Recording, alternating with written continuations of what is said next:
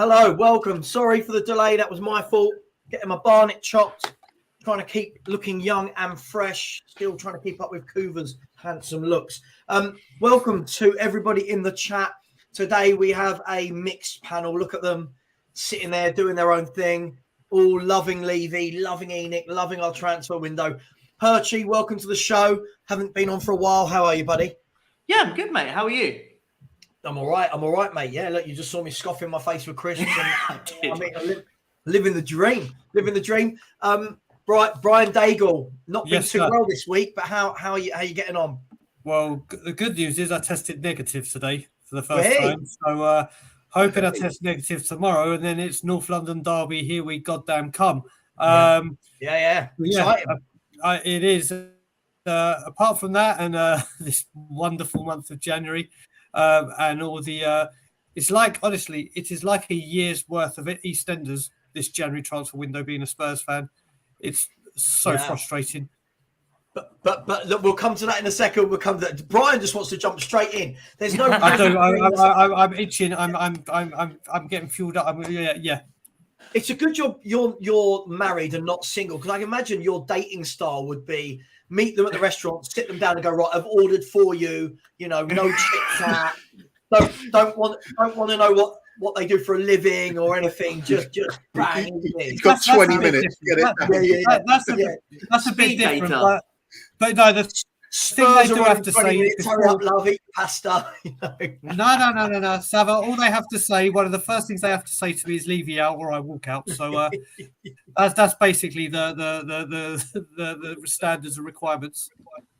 The leave you out and the pants come down on your side. Kuva, how are you, mate? As always, you good? Yeah, I'm good. I'm good here. I'm just going to be thinking about Brian's dating techniques the rest of the program now. You said dating techniques. I thought you were going to say thinking about the pants dropping there, but listen, that's part of it, isn't it? Have I joined the wrong stream? No. Every stream is either shelf-side Spurs or in the wall. Don't you know that? Yeah. Oh, mate, we're just getting ready for the charity stream, which is going to be 24 hours of this. Guys, let's kick in. Look, let's be really, really honest about this. This isn't a new thing. This frustration in the transfer window, this isn't new. We should all be well versed in this by now. But for some reason, Perchy, every window, we all still get really frustrated, even though we know how they operate. Why do we do it to ourselves, Perchy? Because no one learns. Everyone believes that it's all going to change every single window. This is the first transfer window where I'm not shocked anymore. As a saying, like, it doesn't really matter now. We needed players on the 1st of January. If we wanted to act like a big club, we'd have had a signing ready for then.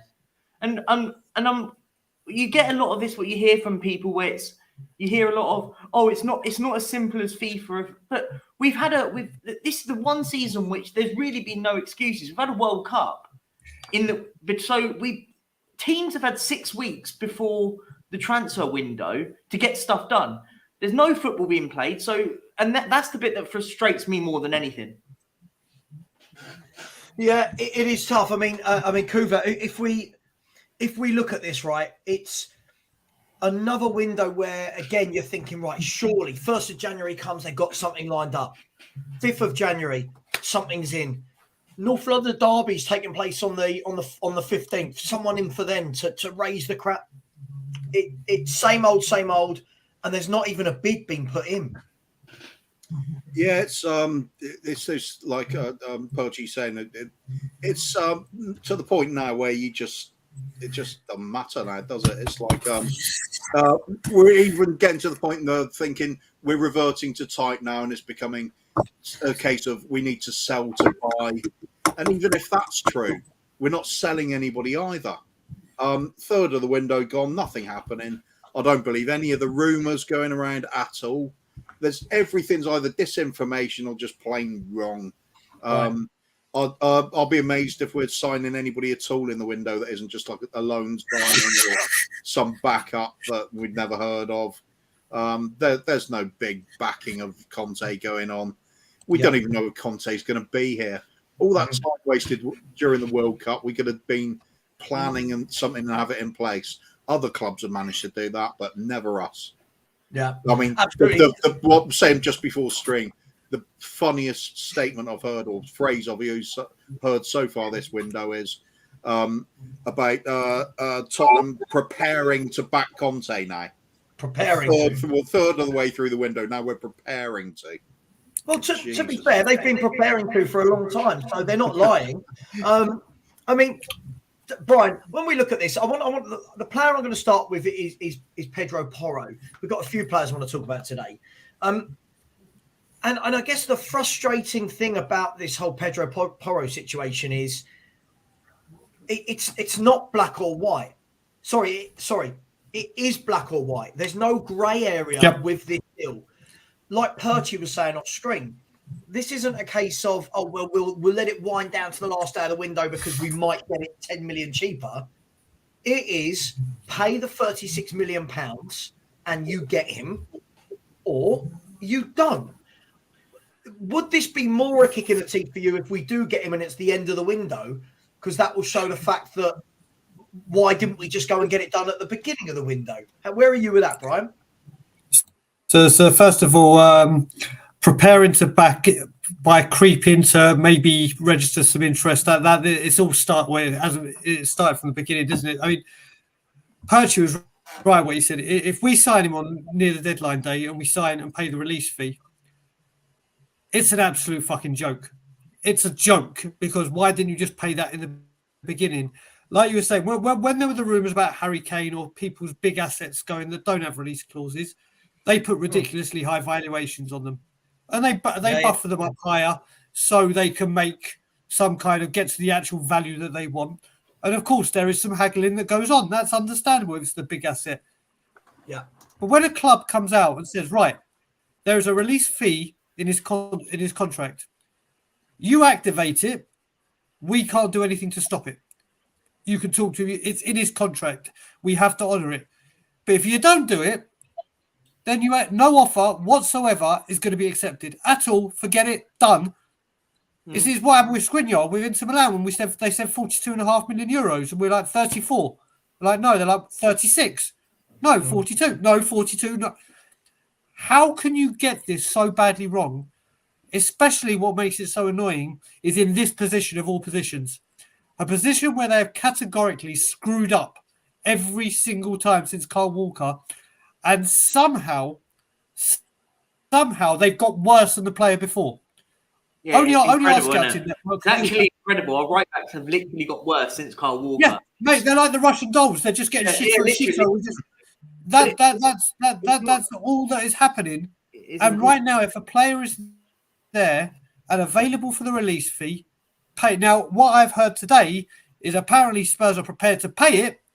But Daniel Levy wants to do it in installments. Yeah, but that's exactly it, though. And it's like, we're not talking 150 million. Yeah. We're talking 36 million pounds. Do you know? Funny enough, Spurs do have available. Do you know what's even worse, Brian, actually? And I'm just going to sort of allude to that. What you're saying is exactly it. That's the problem. What we're doing is we're probably going to end up paying that, and he'll want to do it pay it over 5 years. They're not Clary. Do you know what I mean? It's not that. But do you know what's even worse? There's also another release clause in Pedro Porro's thing, and it's a release clause for Man City for 18 million quid. There is a weird thing that you'll end up probably going back to Man City, and we'd have looked like absolute idiots for not getting it done. Because they've got a release clause. They've got one because obviously there's a buyback clause. So, yeah, that's the secondary frustrating thing. But if he's the player that we want, and we're saying that he's the one that we want, let's just get him signed, get the next one done. Do you know what I mean? It's just I feel like at the moment with the way that we operate, it's we'll scrimp and scrape, and then you get all the problem is then you hear people going, yeah, but paying 43 million euros for a wing back, like it's mad. I said, I don't care. The money side of it, I don't actually care about it. It doesn't affect my back pocket. It doesn't affect any of us as a fan base's back pocket. Yeah, we pay the most in season tickets and match day tickets anyway. So what they're going to make us pay even more. Actually, the part you're missing with that as well is we wouldn't have to be paying €45 million for a right wing back if they'd sorted it out in the first place. Mm-hmm. If they'd got the Kyle Walker money and said, right, we need a right wing back, Trippier's there, let's get another person that's of quality, none of this would be happening. But you have to go and spend X a million on Doherty, X a million on Aurier, X a million on Royale, X a million on Spence. If you just address the situation like any other team does and says, right, let's go buy a quality player because we have genuinely lost a quality player, done. So doesn't this show that all of this last 20 years doesn't really mean anything? And what I mean by that is, we can't compete until we move stadiums. We can't do this until we've got Champions League football. We can't do that until we've got the world-class manager and the golf course and this and that. All of that's done. And yet, listen, I mean, it sounds weird, doesn't it? As a human being, it sounds weird to sit here and go, 36 million's nothing, right? Of course, because I would retire on about 6 million. But, right, 36 million for a football club in the Champions League with the revenue that Spurs, we're talking about this, like the revenue Spurs are about to announce in the next 60 days. I can't wait for that. It just feels like, show us it's changed. First week of January, Conte, is Porro the guy obviously it'll be done before January, right? Paratici, Conte, is Porro the guy you want? Yes. Bang. £36 million. Not, right, we'll pay the 36, but we'll give you 10. We'll give you another 6 if he plays the last 18 games of the season. We'll give you another 5. We'll give you another 5 if he kisses the club badge 8 times. But I mean, what is Kuva? Nothing's changing, mate. Better still, even if they manage it with these ludicrous sort of structured pay deals. What happens when he turns up the club and Conte says, "Well, I don't really want this player." Don't say that. It's not the type of player I want. I want a big, powerful player. It's kind of well, my thoughts on it as well. Are you saying that, or are you interpreting Conte? Just so I know. Do you care if it's a big, powerful wing back? Because I don't care. Yeah, I just want a wing back that's a wing back. I think, well, from what I've seen of Conte over the years, he does tend to favour powerfully built players, doesn't he? So it would fit in that he'd prefer somebody like a Dumfries over a Porro. Porro's only 5'7" or something like that.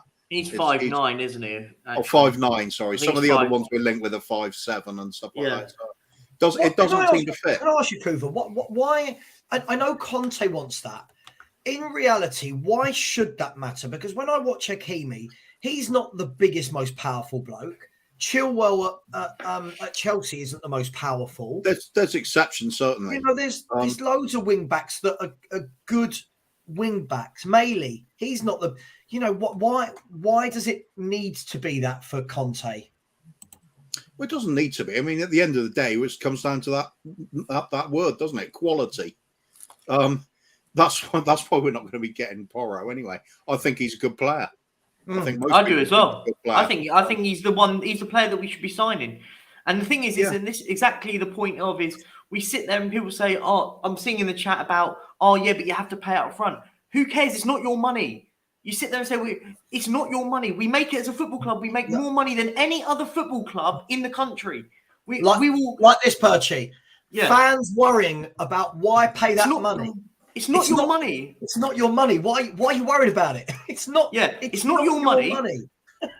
But what you've got? Sorry, go on, Perchy. No, but the second point is that one, it's not your money. Two, in February, ironically, after the transfer window closes, perfect timing to announce your finances. Yeah, because that's not convenient enough. And we're going to announce record profits that are most likely going to be matching the top of the Premier League tree. Yet people are sitting here worried about, but we've got to pay up front. But why do we have to sit there and accept that we can't accept a release clause of 40 million euros?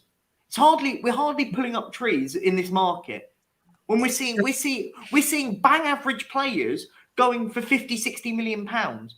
Well, listen, I don't know if this kid's going to be the greatest player for us at all. Maybe he may not do. But if it's a player that we've identified as our number one target to get in at right wing back, he should have been in on the 1st of January because we'd have activated his release clause. He's holding the shirt on January the 1st, and he plays on the 5th against Crystal Palace. Perchy, Can I just add to that? Can I just very quickly add to that? I want to add to Claude as well. The reason that we don't wait till the end of his contract where he goes for free is we don't know if we're going to finish in the Champions League by the end of the season. Yep. It'd be a big distraction to him. When his contract comes up and he can talk to European clubs, big clubs will come in with big money that will offer him big wages, bigger than ours, and we play the risk, the Daniel Levy poker of trying to save some money, which could have huger implications because we don't have the players to get us back into the Champions League, which is a huge revenue source.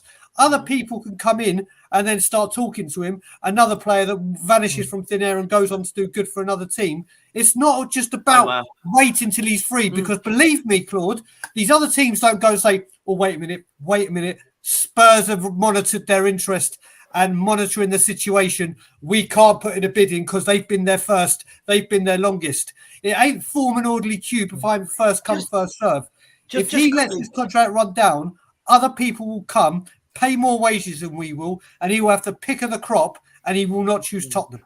Yep. Just quickly, guys, I just want to address some comments in the chat because I feel like things get misconstrued. I mean, I agree, Paul. Look, I don't think any of us can claim to be an expert on Porro. I'm not sitting here as a fan saying, oh, my God, desperately get me Porro. My point is that that's the name.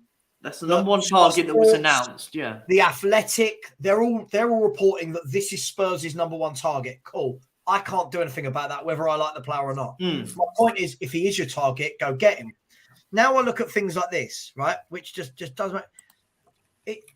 Peter, I'd love to know what you mean by this. All this over one signing. I mean, for me, the problem is this is every signing. Yeah, every single signing, everyone for a while. And right now, but this is potentially the only signing. Oh, right, Greg. Okay, sorry, this guy. Every string. Greg. Sorry, big up Perchy. You've made it. Greg's you've made it. Now you're getting criticised by Greg. Greg, what dude. have I done now? No, you haven't. You haven't done anything. Greg, you tried to ruin when I went on to Tottenham away the other night. You're doing it again here. Perchy has not once said anything about free-flowing circus football, right? Let me just explain to you, Perchy. Greg doesn't understand it, right? If we sit here and say there's no point Conte being here because he won't be backed, Greg thinks that means we want free-flowing football over trophies. Not understanding that we'd love Conte to be backed, but that he won't actually be backed with the players he needs to win trophies. Greg doesn't get that, and his next sentence will include the word Pochettino. I'm sure of it. And Greg, please. Then repeat it 30, 40 times over the next 3 streams. And then repeat it. But I will make a point going about free-flowing football. I don't care. Do you know what? I actually don't care how we play football. I really couldn't care less. I want us to win stuff. And I've said this. I sit there and I said, if we, even like when we were playing crap under Jose Mourinho, and I thought we were terrible for periods, I said, but if he won us the league, I wouldn't care less. I could sit here and watch us play crap football all season and us win the league 1-0 every game and win the league. I couldn't. I know Kuva's with me on that one. I couldn't. I don't want to play bad football. But the point is, Perchy, more than anything, is that we're not going to win a league with signing the players we're playing, right? Agreed. No, agreed. We're not going to win the league until you go, right. But even then, until you say to Conte, right, here's Skriniar, right? Here's Bastoni and Skriniar. There's your back three, Chris. You know, with Romero. Here's Hakimi. These things aren't going to happen, and that's what you need to beat Manchester City. Right? Let's be really honest. So what people like Greg don't understand is he unfortunately suffers with this not being able to separate conversations. Yeah, right? yeah, that's fair. I love free-flowing football. My point, and I think Kuva agrees with me, is if we're not going to win things and not be competitive, at least show us a little bit of football. Oh, yeah, no, that's fair. Yeah, agreed. I completely agree. I watched Newcastle last night have about 30 shots against Leicester, piling forward, pressure, passing, pressing. And I watch that and I watch us and I go, hang on, this team were bottom. This team were bottom and couldn't win a game for 14. They've had their manager the same amount of time as ours. They've spent less money than us. And anyway, but that's a different story. Brian, let me come to you quickly on the Porro point. Yep. Do you think this deal happens? Be honest. No, Do you think it happens? no, I've said this. I've said it from the beginning. Just as well, Pete Simon, also said it was misunderstood what he said. What he was saying is they wish it was if we were more serious. That one signing would have been done and dusted. So, I agree. That's why. Yeah, right. Big up, Pete. So yeah. Listen, I've said from get go this ain't happening. I have said from the very beginning. This isn't going to happen, and I'm standing by it. Listen, I think it happens, but as I said, what it will be is we'll pay the release clause with a week go of the window on deadline day. I think it does happen, but we'll pay the release clause, and then it will sit. But then for me, it wouldn't even feel like a signing. I feel like it's a waste of a month, in my opinion. Well, that's what it is. If it does happen that way, Perchy, yes, it's a waste of a month because of the transfer value and paying the release fee. It's a waste because we put all our eggs in one basket. I've said. Yep. And I was saying it on We Are Tottenham TV last week. This is our Adama Traore of the last window. This one is just going to drag on, and then here there's nothing. The amount of times I've heard there's talks, but then there isn't. But they're going into talks, and every single time the talks is the release fee, pay it, gone. We don't start again. Then we restart talks again just to find out the same thing. What are the point of these conversations? Is you know when Daniel we heard Levy wasn't picking up the phone to Manchester City last season. I don't understand why Sporting aren't doing it to us. You got to remember the impact this has as well. Again on Daniel Levy and how it reflects on us trying to do business. And every other club around the world is now seeing this. They can't even pay a fucking release fee. They can't even pay a £36 million release fee for a team, like I said, in Champions League, the multi-purpose stadium. Champions League, the events going on, Premier League money coming in, sponsorships coming out of your fucking arse. Oh, honestly, we're announcing stuff every fortnight. We're announcing random. I can't wait for the random ones. Like the one. There's some of these are absolutely insane. We announced one the other day, didn't we?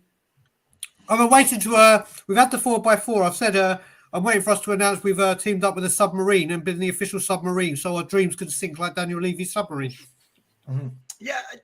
And let's not forget on all the sponsorship deals, the granddaddy of the ones we haven't managed yet. It's coming up to 4 years since the stadium's been built. Yeah, still no sponsor. That's great. That's great piece of business. Really well thought out. I mean, I think this is the one for me, right? This here is, again, this is the big issue. This is the crux of the issues. Before we get into the crux of the issue, let me tell you about my issue and my crux of my issue, right? Is there's 250 people in the chat and only 46 likes. That is why are you not liking it? Come on. Listen, we turned into a fan base of Levy's. We're really tight, even when something's cheap or free. It's a free hit. Guys, this is it for me, isn't it? And I agree, James. Is it Spurs want him and Conte doesn't? Because if that's the case, guys, that in itself is just a whole big calamity, isn't it? Oh, yeah. I mean, if Spurs want him and Conte doesn't, then I guarantee he's coming in like Spence. Then I want to go back. If it's that way round, then he'll come in because the club always get what they want, not the manager, and we've seen it time and time again. But I just don't think he's coming either way you look at it. If the words haggling and bargain are mentioned, that's it. That's definitely it. That's the club. It's a shame, isn't it, guys? I mean, for me, I guess this is one of these things we get to debate, right? We do as fans, but I'd love to know. But again, I'd love to. If this is not the signing he wants, again, I'm going to say it. Walk.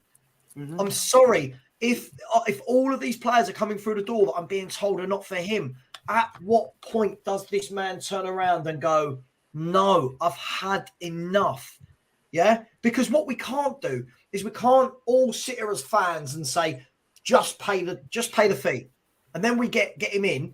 Then when it doesn't work, go, oh, but Conte didn't want him, right? We can't keep playing this kind of cyclical game of any transfer that works out, i.e. Bentancur and Kulu, Conte wanted.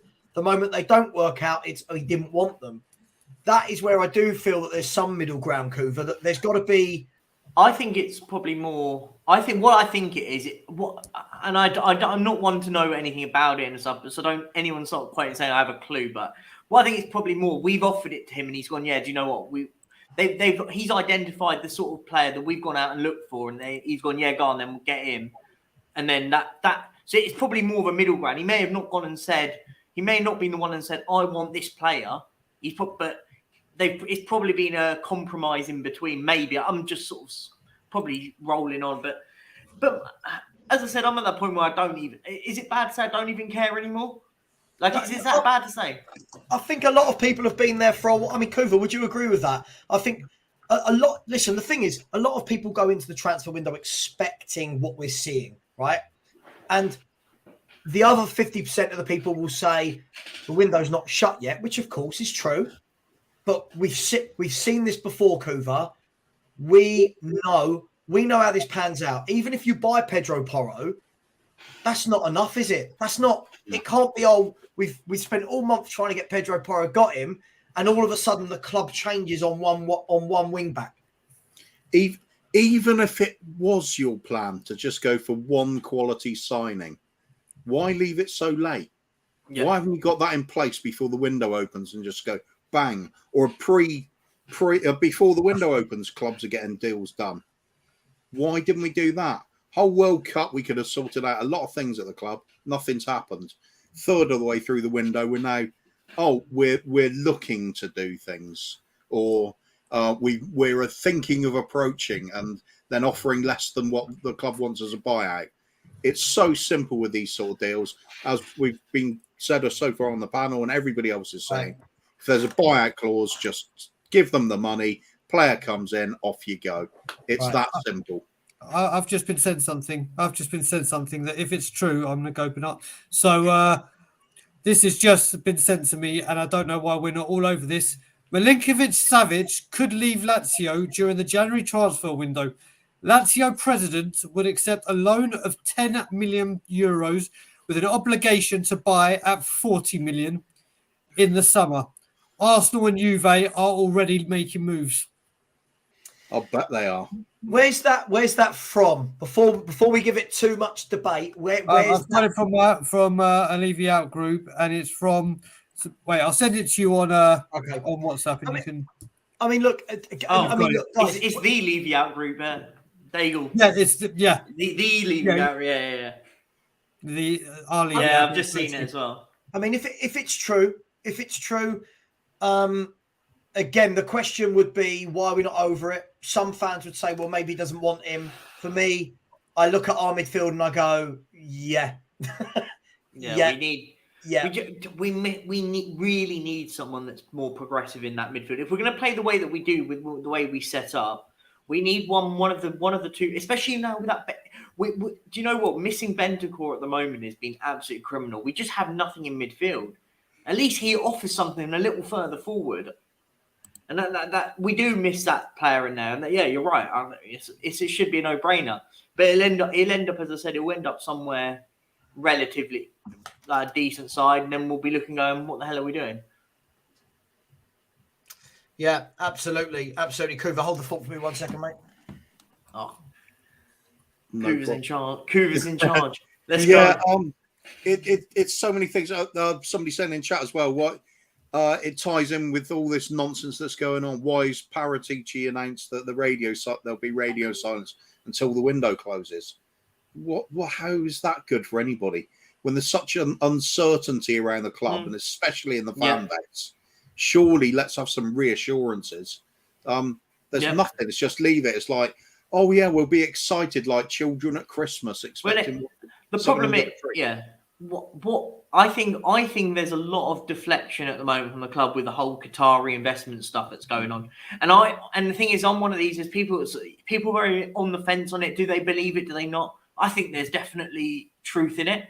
I think at the moment they don't want that. At the moment, they did not want that hitting any sort of public forum, especially at the moment with the animosity within the fan base. They do not want to hear about that because The problem, what they don't want, because you'll see on Sunday there will be a lot of people with this information. I don't know. I think especially in terms of if this Qatari investment, there is truth to it.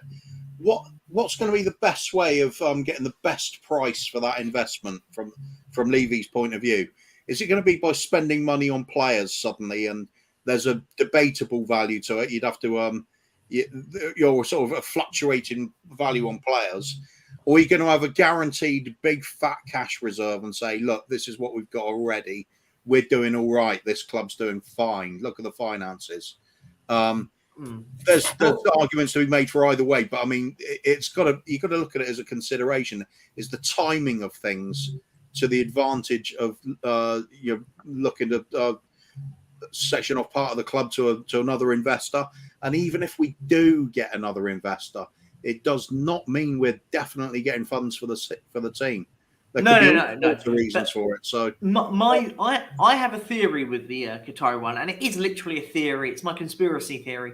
I have a funny feeling that they want to sell PSG and they want a Premier League club. More in the sense of they kind of want to have this kind of Middle East, right? And again, this is literally just a theory, but this Middle East competition between Newcastle, Man City, and the Qataris want to get involved in it. That's my theory. And the idea of what they're trying to do is they're trying to put their foot in the door, because obviously then they'd have to sell PSG because they wouldn't be allowed to own two clubs within the Champions League. And then they would buy said club. That's my theory. And it's literally just a theory. There's no fact or anything on it, but that's my opinion on it. It could well be, mate. It could well be. Look, maybe they've got bored of having the toy thing that is PSG, and maybe they want the toy thing to be Tottenham Hotspur. And we've got the built-in ground to cope with the NFL stuff. So, and I was going to say that's what I was going to say. And because we've got the infrastructure. I think we would be the easiest to get. And the idea is to get a short I think I've read it was 25%.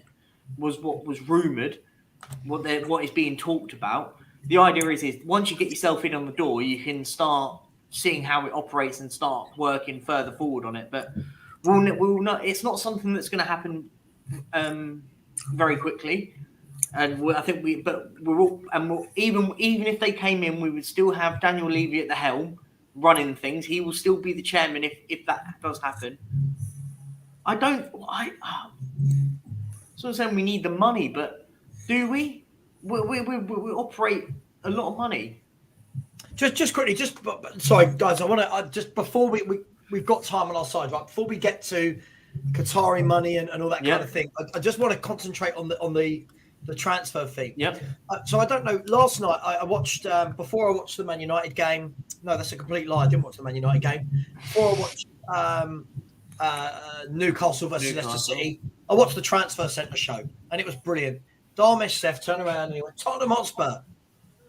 The owners do want to back Conte. He said they do want to back him. And then he continued to give no names other than Porro. You know, like when they go to other clubs, we know that Arsenal are in talks with Mudryk, and here's the situation. We know that with Spurs, it's Porro's the only name that seems to be about there. So I want to look at a couple of rumours that are going around. So it's rumoured that we're in for Hincapie of Bayer Leverkusen, who is a 20-year-old Ecuadorian centre-half. And there's also rumours that we're in for Zabarnyi. I believe it's pronounced Zabarnyi. Yeah. Who, again, is a 20-year-old Dynamo Kiev centre-half who's just turned 20, by the way. Guys, is the worry here that if this is true, if we do want Zabarnyi and we do want Hincapie, that they're good signings, but they're not Antonio Conte signings. They're almost being bought for the next guy that doesn't mind younger players all over the place. Yeah, but sorry, Brian, you want to? No, you go, Kuva. Yeah, that's also a thought, isn't it? Perhaps we are buying or looking to buy these younger players now with a regard to the next manager coming in. Perhaps that is the plan. If Conte can't be satisfied with top quality, ready to play players.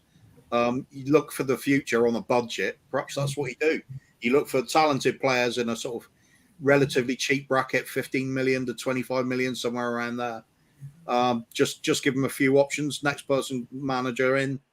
There you go. Got a youthful squad with some quality we bought. That win something with that then, or not. It doesn't really matter, does it? It's just kick the can down the road a little bit more. Minimal outlay. Minimal outlay is always the prime thing with the club. Yeah, so, all the time. Back with the Porro deal. For me, being the bit of a cynic about the club, like I bloody well should be by now. My personal feeling is they now pick those players with the buyout clauses just because they know it's doomed to fail if they keep haggling and offering less than the value. Just so at the end of the window, it can say, well, we tried to get him, but it just was too difficult.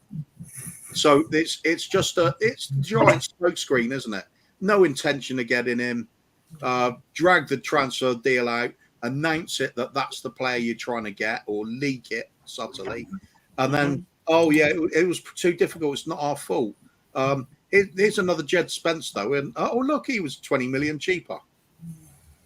Yeah, it's crazy, isn't it? Just a really, really quick one, guys. Please subscribe if you can. Currently sitting on 2,711, so we're moving up towards that 3K quickly. There's 298 of you in the chat. If any of you haven't, please subscribe. Please subscribe to Tottenham on Tour. Please subscribe to Kuva99 on the Free Spurs Boys. I don't believe Perchy's got a channel yet, or if he's going to get one. So now you're talking.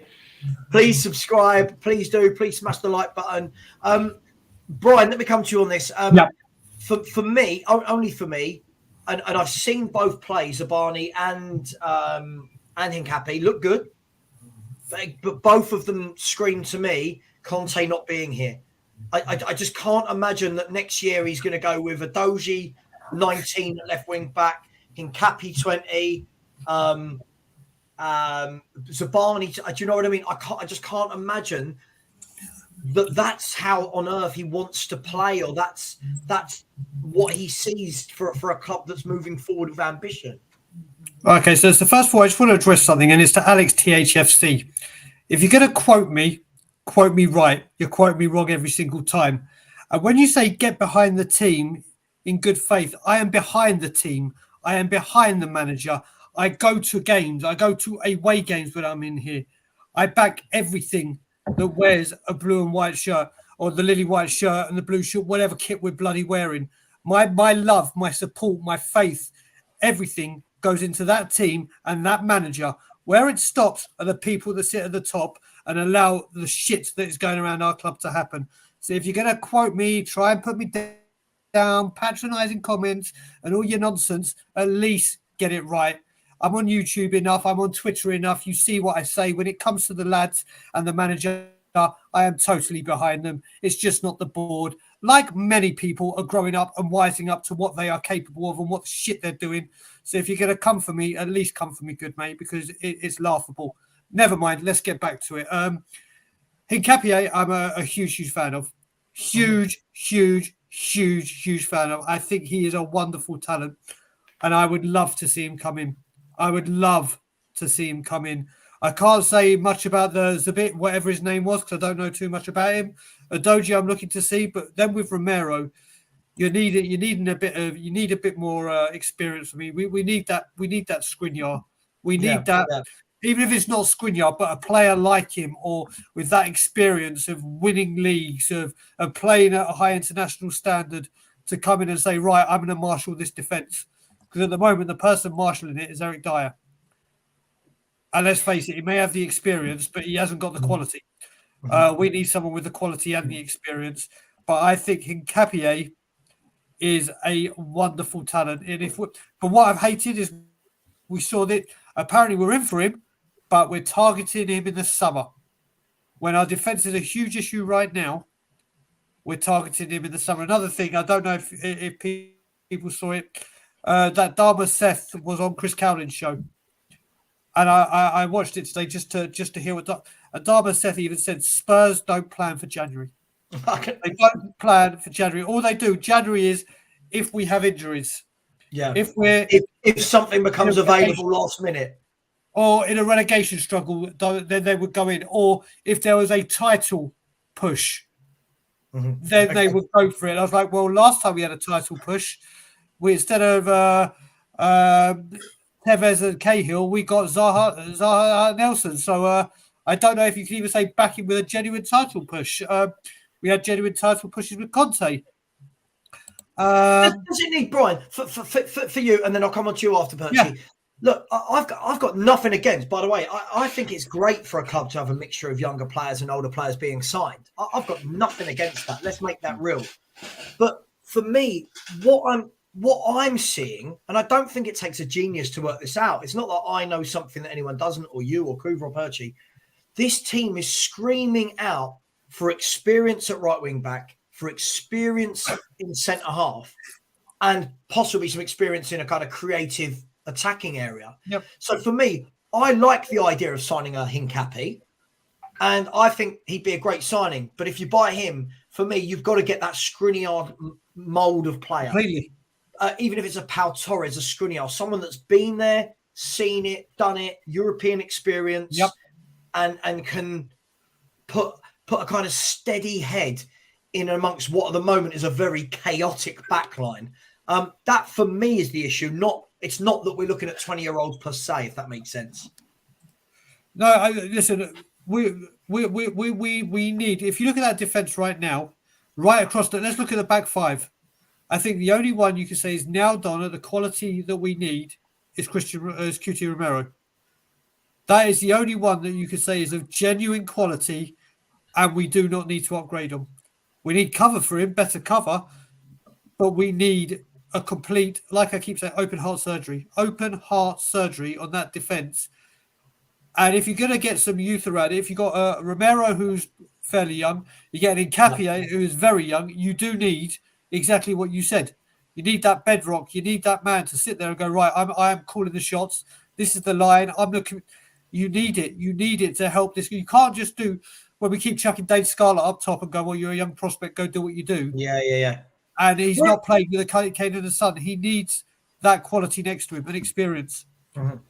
Right. So, I mean, Perchy, I'm going to come to you. But just quickly, Greg, dude, I mean, you're so... When you talk, it's like you don't know the manager you're defending, right? Look, put it this way. If I go onto that hill over there to die... If I'm going to die on that hill defending Kuva against somebody else in an argument, I'd like to think that I know exactly what I'm backing about Kuva, right? I'm not going on that hill and dying half-hearted. You really don't understand Conte's career at all, do you? Conte may have told us that the club want young players. He's never been that manager, right? Let's be honest. I'm sick of hearing that Bentancur is a youngster. Bentancur is 25 years of age. In footballing terms, he's been a pro for about 7 or 8 years. He is not a youngster. Kulusevski, by age, yes, but Kulusevski's already played for Atalanta, Parma, Juventus, and Sweden. Right? Yeah. He's a Swedish international, yeah. Yeah, let's stop making out that he likes 18-year-old unknown footballers to bring through into his team. So please, and again, Dave, no need to shout. When you're saying Conte expected his lot, he's not fighting Levy. Well, walk then. I keep hearing he's not fighting him. Walk. But I think just to sort of elaborate on that point, we says if he's not then fighting the ownership, then why is he sitting in press conferences making cryptic messages about the ownership, about that? So you say that, but then if that's the case, then shut up and get on with the job. What's that? I think that should now tell you more about the João Felix deal. Oh, Pulisic. I can't see what that says. Pulisic is out for 2 to 3 months. Yeah. So they had a big injury and they went and covered it with a superstar. Yeah. There you go. Sorry, Perchy. Go on, mate. Sorry. Well, I was just saying. So someone says, I said on there, like that he's okay to, he's not fighting with Levy, but then why is he making cryptic messages in press conferences and stuff? That's a bit harsh, Daniel. Calm down, mate. No need for that. No Do you know need. what? This really arrogant bloke that's going to stay awake for 24 hours I was going to say to raise so- £5,000 for charity. I hate my arrogance. Yeah. Oh, god damn you, Savva. Change. I know Savva's swine. Savva, you bought a life-size picture of yourself and you're just going to put it up for 24 hours. That's because you sit in the background and just do whatever you want. You could be like the new North Korean leader of the channel. Oh no! We'll just come on and pay tribute. Sorry, go back that one. Sorry, Savva, just. All right, it's Alex THFC again. No, I read it about saying not backing. If any player comes into the club, we'll support them. Doesn't mean that. It doesn't matter if we think we can all talk about who we want, who we don't want. We could probably all argue that to a certain degree that some of us may want Pedro Porro, some of us may not. But if we sign him, we want him to go in and do well for the football club. I'm happy to be wrong. I'd happily be wrong. I said it all the time. I say it all the time. I said I'm happy to sit there and put my neck on the line if I'm wrong about a player. But if they put on the shirt, we'll support them. Of course. I mean, Kuva, let's look at this. Where do you come from the point of the club is crying out for a leader at the back? It is, isn't it? We watch week in, week out. It's chaotic. It's a mess. Yep, I agree. And for me, I don't think it just needs a good centre half. And I know this sounds silly. It's got to be a talker. It's got to be someone that goes in there and goes, right, you go out there. You go and do that. Yeah?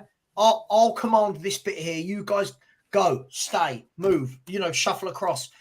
Adams, Keown, Bold, that three spring to mind. Talkers. Connor Cody's a talker. John Terry was a talker.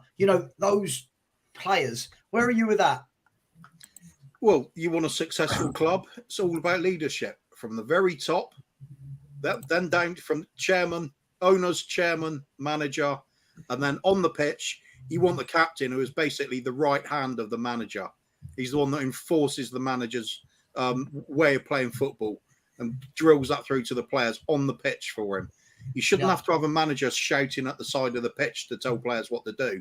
The captain should be scaring the life out of the players around him that they're not doing what the manager wants. Right.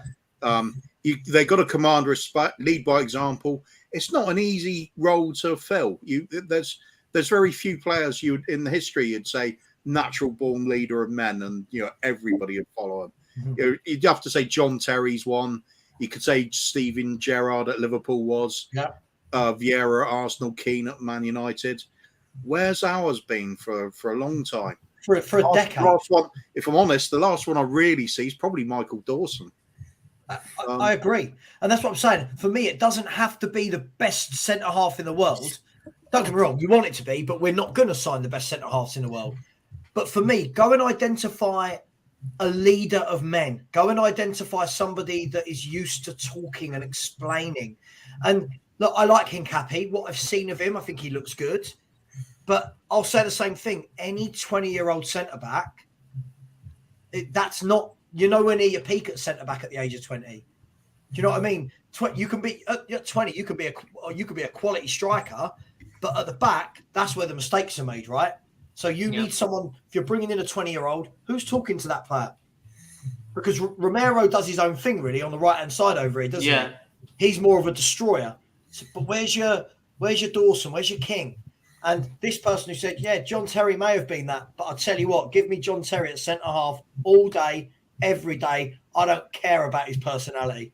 I don't care. That's exactly. You kind of need it. We don't at the moment. We don't really have a leader at centre half. And if you could argue maybe Eric Dyer, but he's probably not at the level that we need at the moment. No. But my point is when we talk about experienced centre halves, he's probably the only one in that back that you could argue is the most experienced. But he's not good enough. So my point is we need a massive upgrade on that. Is my point. So we need to be looking at we need to be looking at players of that. Do you know, weirdly, what we need now is we need that sort of Toby Alderweireld and Jan Vertonghen sort of experience at centre half right now. And we don't have it. Not them as specifically, but that type of player. Loud, hardly makes a mistake. Mm-hmm. And we don't have any of that at the moment. But isn't it a shame then, Kuva? I mean, when you look at it in the window, a player like Sven Botman, who was I don't know the exact number, 40 million maybe. Something around that. And you look, and Newcastle got the best defence in the league. And that's not a coincidence. You've bought in Sven Botman, all of a sudden they've got the best back four in the league with Dan Burn, who people would take the mick out of, Fabian Schär, who was part of that dreadful Steve Bruce team. Fair play, Trippier. We know what Trippier can do, but why are we not identifying that? And if we are identifying that, are we saying that Conte wouldn't want that centre half? Add Nick Pope to that, Savva. Add Nick Pope to that as well. Yeah, Nick Pope as well. Why are we not identifying it? Well, it's easy, isn't it? So because we're completely shambolic when it comes to all footballing decisions. Oh yeah, I was going to say our decision making isn't good enough. Like we don't get it right. And the thing is there's no issues. And what we're saying about like Hincapie and stuff, if we've identified him as the player we want to get in, that's fine. We get him in. We also need another one. See, it's like I think Hincapie might be good signing. By the way, I actually genuinely think he might be the. I agree. I think, but what you're saying and what you asked for, I can't seem to see that we have a leader at centre half, and we haven't really got a big leader that's good enough to sort of be in the middle of the two. Because you'd put Hincapie on the left of the three, and Romero on the right, and then you have one in the middle that completely leads it the way. And we haven't got that player. Joe Rodon's coming back, Perchy. So there you go. Oh, wow. Joe Rodon.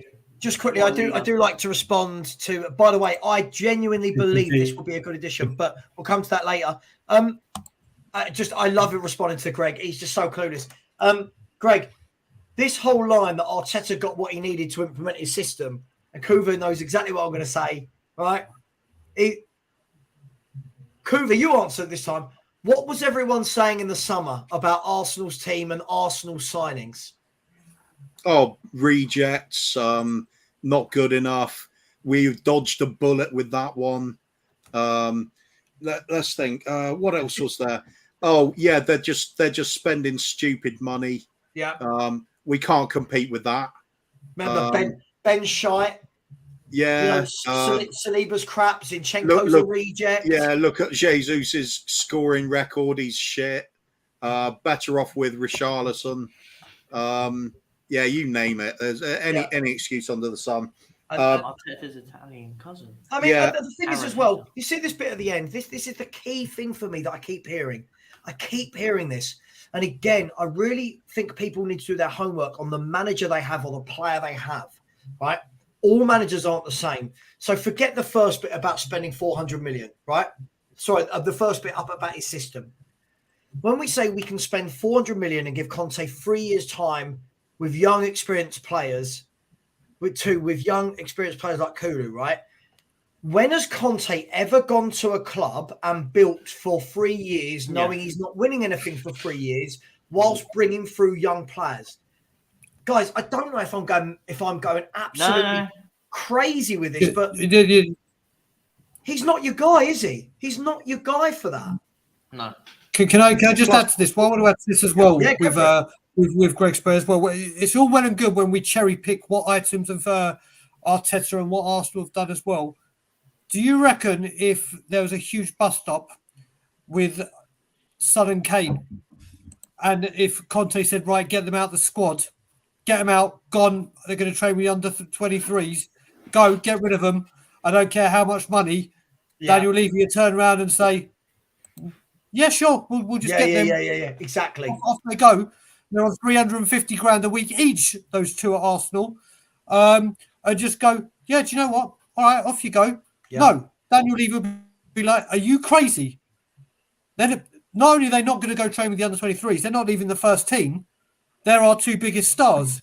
Arsenal listened to Arteta and said, listen, Ozil's causing you problems, 350 grand, we're paying a lot of money. Okay, you're the manager, you want to put him in the under 23s? Go and do it. Same happened with Aubameyang when they weren't scoring, when they could, and he was their captain. Bang, he was being bad. It was being a bad egg. Off you go, bang, bye. So when people say Arteta has had time to work with kids, 400 million, whatever, those are the bits you want to choose. But let's choose those bits there. Can you see Daniel Levy saying Kane, Son, or Kulu, or Lloris, or anyone? If Antonio Conte, Jose Mourinho, Poch has said, train with the under 23s, do it. But let's Also, sorry, it's just going to go back on that as well.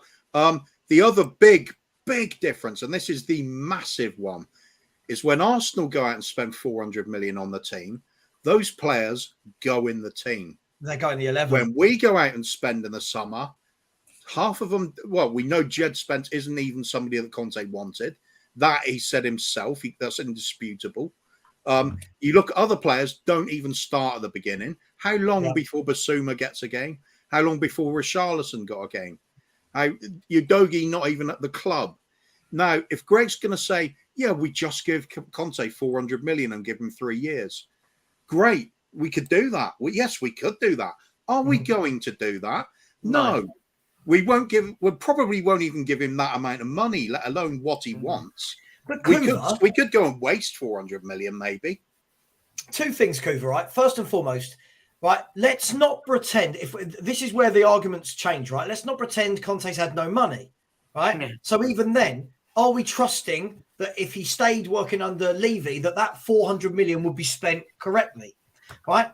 Second of all, I guarantee if Spurs had bought Ben White, if Spurs had bought Saliba, Gabriel, Partey, Martinelli, we wanted Saliba, didn't we? Jesus, we wanted Saliba. But hang on, Perchy. My point is, if we had bought those players and it hadn't worked at Tottenham, fans would be going, "We've not backed the manager," right? Yeah, that's fair. Fans would be saying, "We've not backed the manager." The thing is, you've got to buy the players for the manager, right? Arteta is a young manager that has learned under Pep Guardiola. The players they bought for him worked for their ethos. Conte, I've just brought up his managerial statistics. So Greg wants Conte to be here for 3 years just building. Hear me out, guys. At Siena, he was an assistant manager for a year. He spent 1 year as the manager of Arezzo. I don't know what that is. It doesn't sound like a team. He was at Bari for 2 years. He was at Atalanta for 1 year. He was at Siena for 1 year. Juventus for 3 years, right? That's his maximum, 3 years. He was at Italy manager for 2 years. Chelsea manager for 2 years. Inter Milan manager for 2 years. This guy has never been a guy that's gone in and gone, okay, my first 3 or 4 years are going to be building a club, right? He doesn't work at that sort of a club. This is what I can't understand how fans don't. Greg, I'd love you to come on. I'd love you to come on to articulate yourself, because for me, and if I'm having this chat with any fan who aren't Spurs fans, they're going, well, yeah, Conte's not your guy, is he? Fans from outside the club see it. Well, Conte's not your guy. If you want a manager to build, you get Potter. You get Poch. You get, De Zerbi. You get Hasenhüttl, whatever it may be. I'm not suggesting Eddie Howe. Right, Eddie Howe. Also, I'd like to ask Greg as well.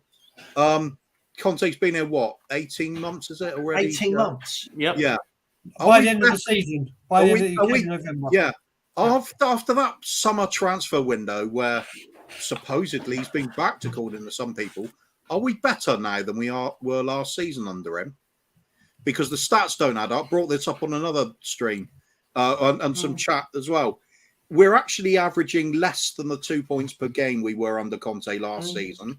We're scoring less goals than we were per each game under Conte last season and conceding more. The stats don't add up. What we're watching on the ice certainly doesn't add up, because this has been bullshit in so many games. Yeah, agreed. How have we improved? And that is one full summer transfer window later. And the great signings of Kulusevski and Bentancur. How are we progressing? So how is 3 years and the same sort of funding going to improve us? I'm not seeing it. If anything, we're worse. And the statistics do back that up. We've also crashed out of one of the cups we were in last season, embarrassingly.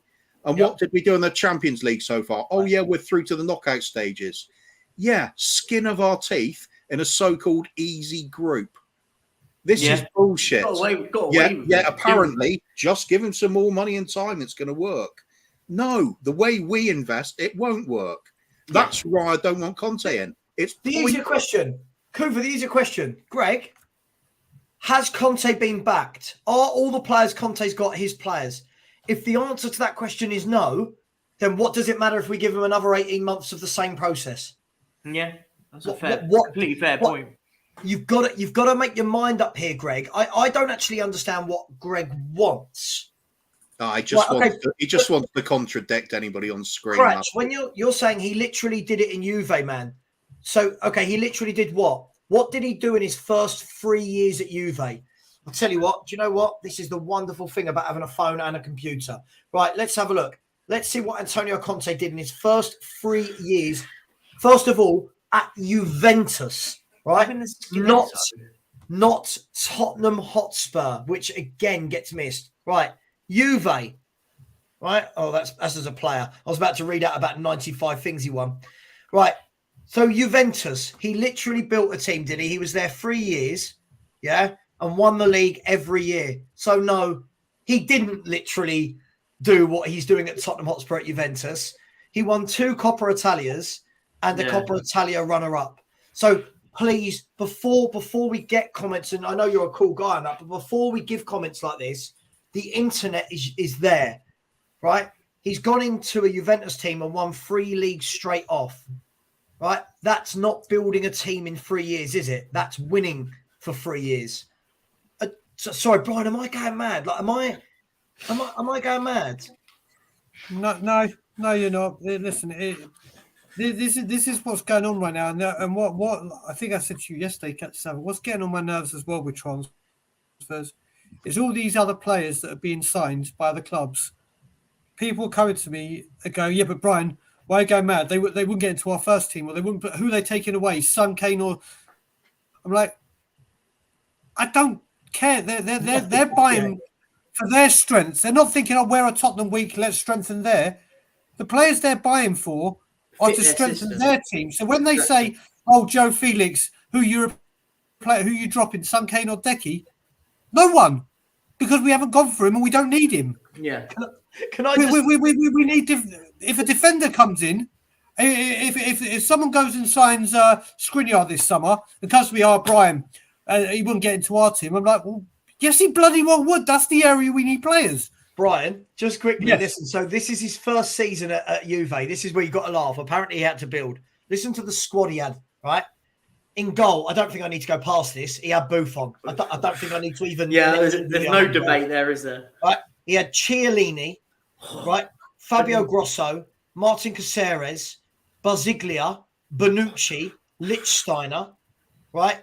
In midfield, he had Simone Pepe, Marchisio, Pirlo, Vidal, Krasic, Giaccherini. Up front, he had Vucinic, Quagliarella, Borriello, Del Piero, and Matri. Right? So can we not do this? Oh, he went to Juve and built. That midfield 3, though, isn't it? Vidal, Marchisio, and Pirlo. That's just, you can't ask for a better midfield than that. That's just what you need, don't you? You got the deep player, and then you got the 2 just unbelievable. With Bonucci, Barzagli. Yeah, exactly. Yeah, exactly. But Bonucci, Barzagli, and Chiellini in your back 3, you can't really complain, can you? Like Perchy, Buffon behind him. This is the thing for me, guys. Look, I get it, and I think I learned my lesson from this with Jose. I did. We can turn around and go, when you've got a manager, look what he did there. Yeah. Right? That's great, but that's like turning around and saying, okay, you send me and Kuva to the shops, right? You send me to Tesco, and you send him to Marks and Spencer's and ask us to come back. Whose food is going to taste better? Yeah? His, because he did it at a better place, right? Yep. Sorry if that's not a great analogy, but no, it makes sense. But you've got Conte, who's probably the same manager, but not with the same tools, not with the same expectations, not with the same backing. Juventus were the best team in you know. I do. I get so frustrated at how our fans cannot. There's another thing I want to throw at Greg Spurs to pick on him, because I think I should pick on him. When he's saying about Conte, he said a comment something like Conte isn't an idiot. He can change. I want to know what Greg backs that up with. A single example of it, because all the evidence, and I mean all of it, is he is not changing. No. He's played Absolutely. exactly the way he plays in every team he's played at, like exactly the same system. But the difference is we haven't got the players to benefit his system. Unfortunately, we haven't got the players. And the thing is the way this team works is defensively. So the way we set up in a defensive system. God. But it's Backman, he's a winner every time, and he got back to win. So Pyrex King, just on that one, back Conte, he's a winner every time he's gone. He's got backed. But he hasn't been backed. Or he had. So it's either one or two ways. So so from that, you're telling me that back him. Well, you can blindly back a manager. I've got no issues with that. I want Conte to stay, but I want the ownership to. I want the owners to give him the tools for us to go and win a league. But he won't. But it goes both ways. Yeah, the obvious reply to that is if all four of us on screen say, big up Conte, back him all the way. How is that going to affect what Daniel Levy does? But it's also so disingenuous. Like, we can all just sit here and all play, oh yeah, it's all great. We've got Antonio Conte. Things are great at Tottenham at the moment. It's all amazing. Yeah, we go and play League One side and we just about get over the line in an FA Cup third round. Yeah, it's all great at Tottenham. Okay, if that's how we want streams to be. Let me ask, there's 304 people in the chat, so big up to everyone in the chat. Please keep smashing the like button. Please keep subscribing. Let's go, as we always do, Kuva, when we ask football questions, we get answers we may not get from ourselves from people in the chat. Yeah. Please can fans give me examples of a manager that is used to winning things at a big club that has gone to a smaller club, adopted a different method, i.e. not being given all the best players, and won. I would really love to hear that. If I'm wrong, if anyone can give me examples, I'm all for it. I just don't think, and Brian, I don't know what you think, that I don't think that is.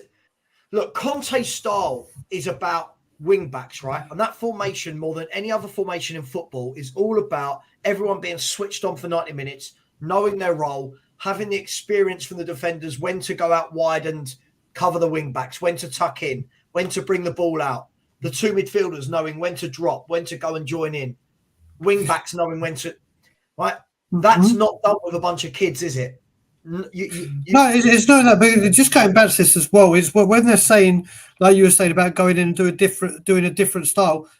When anyone in life, let alone football, go for a job interview, they hire you based on how you can improve their company and what skills you've got that match what their ambition is and what they want to do. So when you hire a manager, you're hiring him for his leadership skills and how he can galvanize the troops and how he can impact and take the team in this instance to glory. You don't say, well, you do all this way. We really like what you do here. Let's hire you. But when you come here, we're not going to let you use any of those skills. We're going to give you our own skill set and you have to adjust to that. Then just apply for a different manager or apply a different person that will do it. Antonio Conte has a CV like Jose Mourinho, like Pep, like Guardiola, who have won things wherever they go. Wherever they go.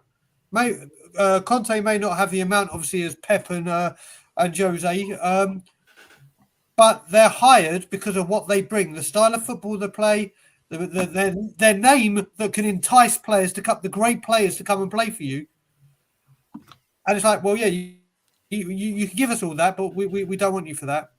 We just want you for the name, so it just puts people on seats. It's lunacy. When you hire a football manager, you're hiring him for what he does. Exactly. Not what you can change him into. Because then you might have, well, like Bob keeps saying, you might as well just kept Ryan Mason and moulded him into what you wanted. Because you had a puppy ready to go, yes, sir, no, sir, 3 bags full, sir. Conte won't do that. But the worrying thing is like I said, like someone said before, the fight in him just seems to have gone. The fight. Oh, listen, Guardiola has gone to Barcelona, where he walked into arguably the best footballing squad in the world. Whoa. Hang on, Brian, we're going to disagree with that. That's a completely false narrative that he walked into the best footballing squad. He got rid of that team. Huh? That team he had was incredible. The style of football he got them to play, No. that was coming through Johan Cruyff and everything. Hang on, but look at when Guardiola first went into Barcelona, he got rid of players like Ronaldinho, Deco, Eto'o, Militao. He got rid of lots of top players and went, I'm bringing through youth. But the whole, forget that. The point is, Greg Spur, Pep Guardiola's never gone to a club, ever gone to a club. Barcelona, Bayern Munich, Man City. He's hardly had it tough, has he? Let's be honest. He's gone to the job seekers. He's gone to the job seekers allowance Perchy at football clubs. You're trying to act like he was at Man City 20 years ago. Yeah, exactly. But what I'm seeing is normally when you ask a question, you get loads of answers. Like if I said, who's the best goal scorer you've ever seen? You'd have loads of different names in the chat. I've asked this question and I'm not seeing. I think someone actually did make one good one. I think Conte Inter. It's not in the same context as Conte at Spurs, by the way, but because he still went into Milan and had an amazing squad, by the way, a better squad than he's got here. But but he didn't change the way he plays or go to younger players. Oh yeah, sorry, yeah, no, he didn't use younger players. No, if having a Hincapie, Skriniar, De Vrij, Barella, Vidal, Bastoni. I mean, Bastoni was the only young one. Ericsson, Martinez, Lukaku. It's not Lautaro Martinez. You know that's the thing for me. No one can come up with one. That's because it. You know what? It doesn't happen, guys, does it? The top managers in their peak don't go to those clubs. No, they want the best players, and why he has every right to want that, and that's the difference that we are at the moment. Can I say something, guys? I don't know whether you'll agree with this. This is why when he first signed Conte, I really did question why is an elite, I don't think he is, by the way, but why is an elite so-called world-class manager, why is he joining Tottenham Hotspur? Why? We could talk about the first, I know I'll see loads of comments saying 20 million reasons why in terms of his salary, but Kuva, let me start with you. Why would Conte join Tottenham Hotspur if he was that sought after? I'm not having a pop at him. I just don't understand why Tottenham. Huge wages. Right. That's it. You got me after that. No reason. Right.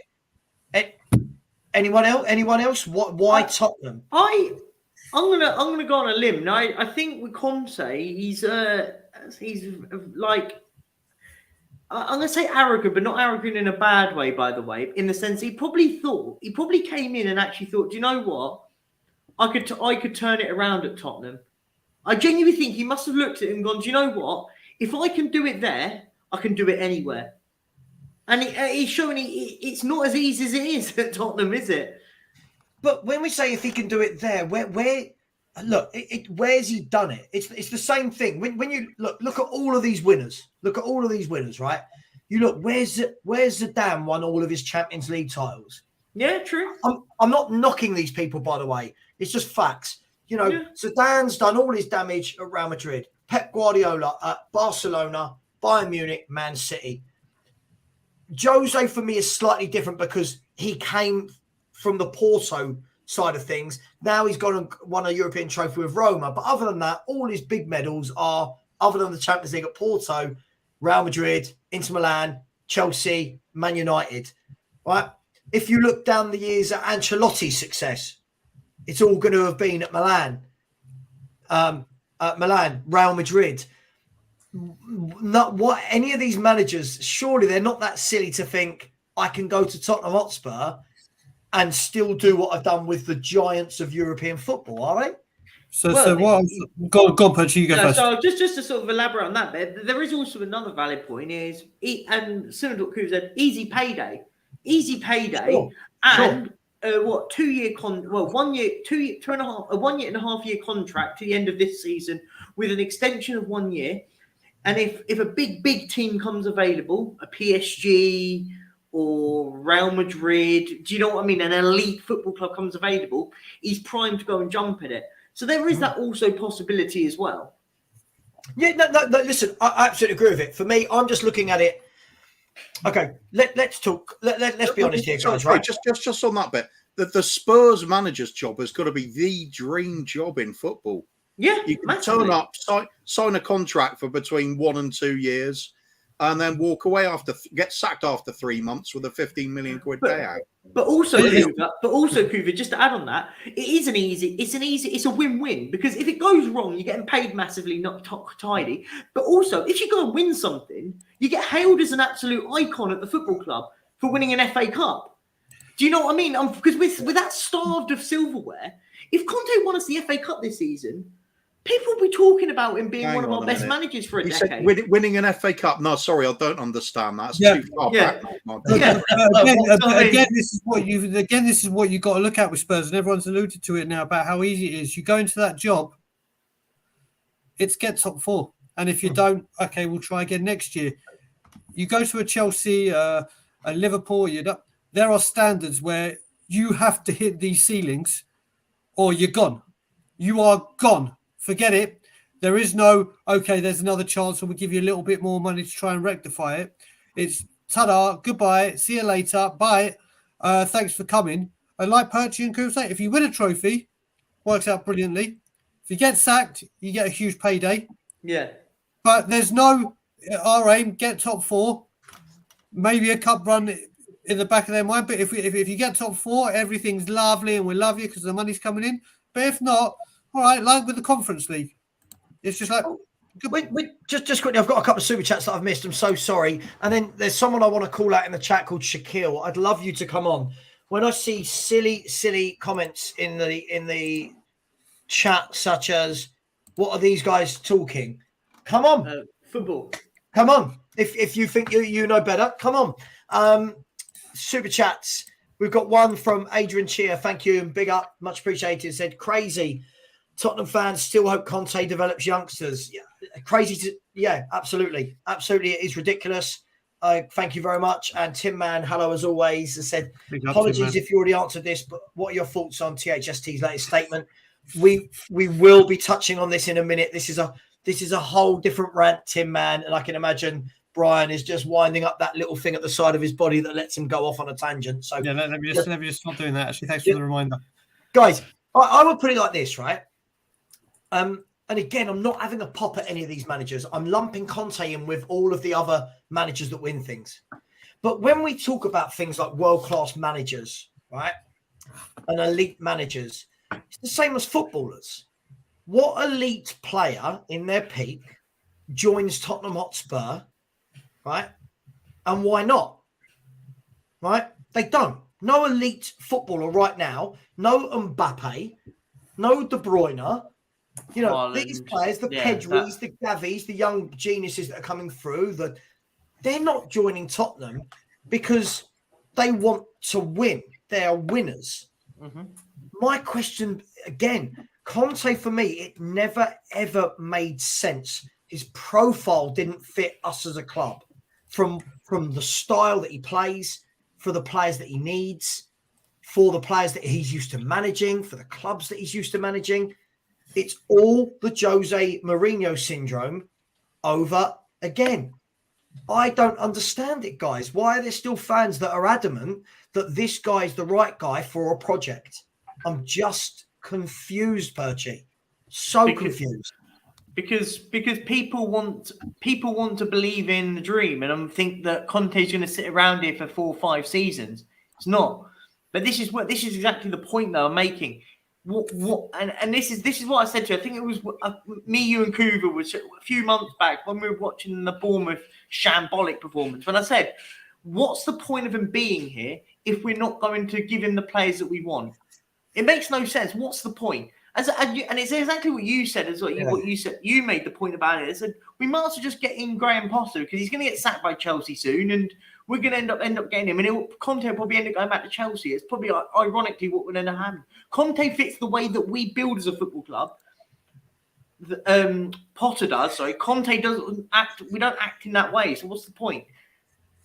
And that's all it is. That's why I need to be really clear before I come to you, Kuva. People in the chat, stop saying, "Oh, sack him and get who." I'm not saying sack him. The point is, we're talking about what was he bought here for? What was the remit?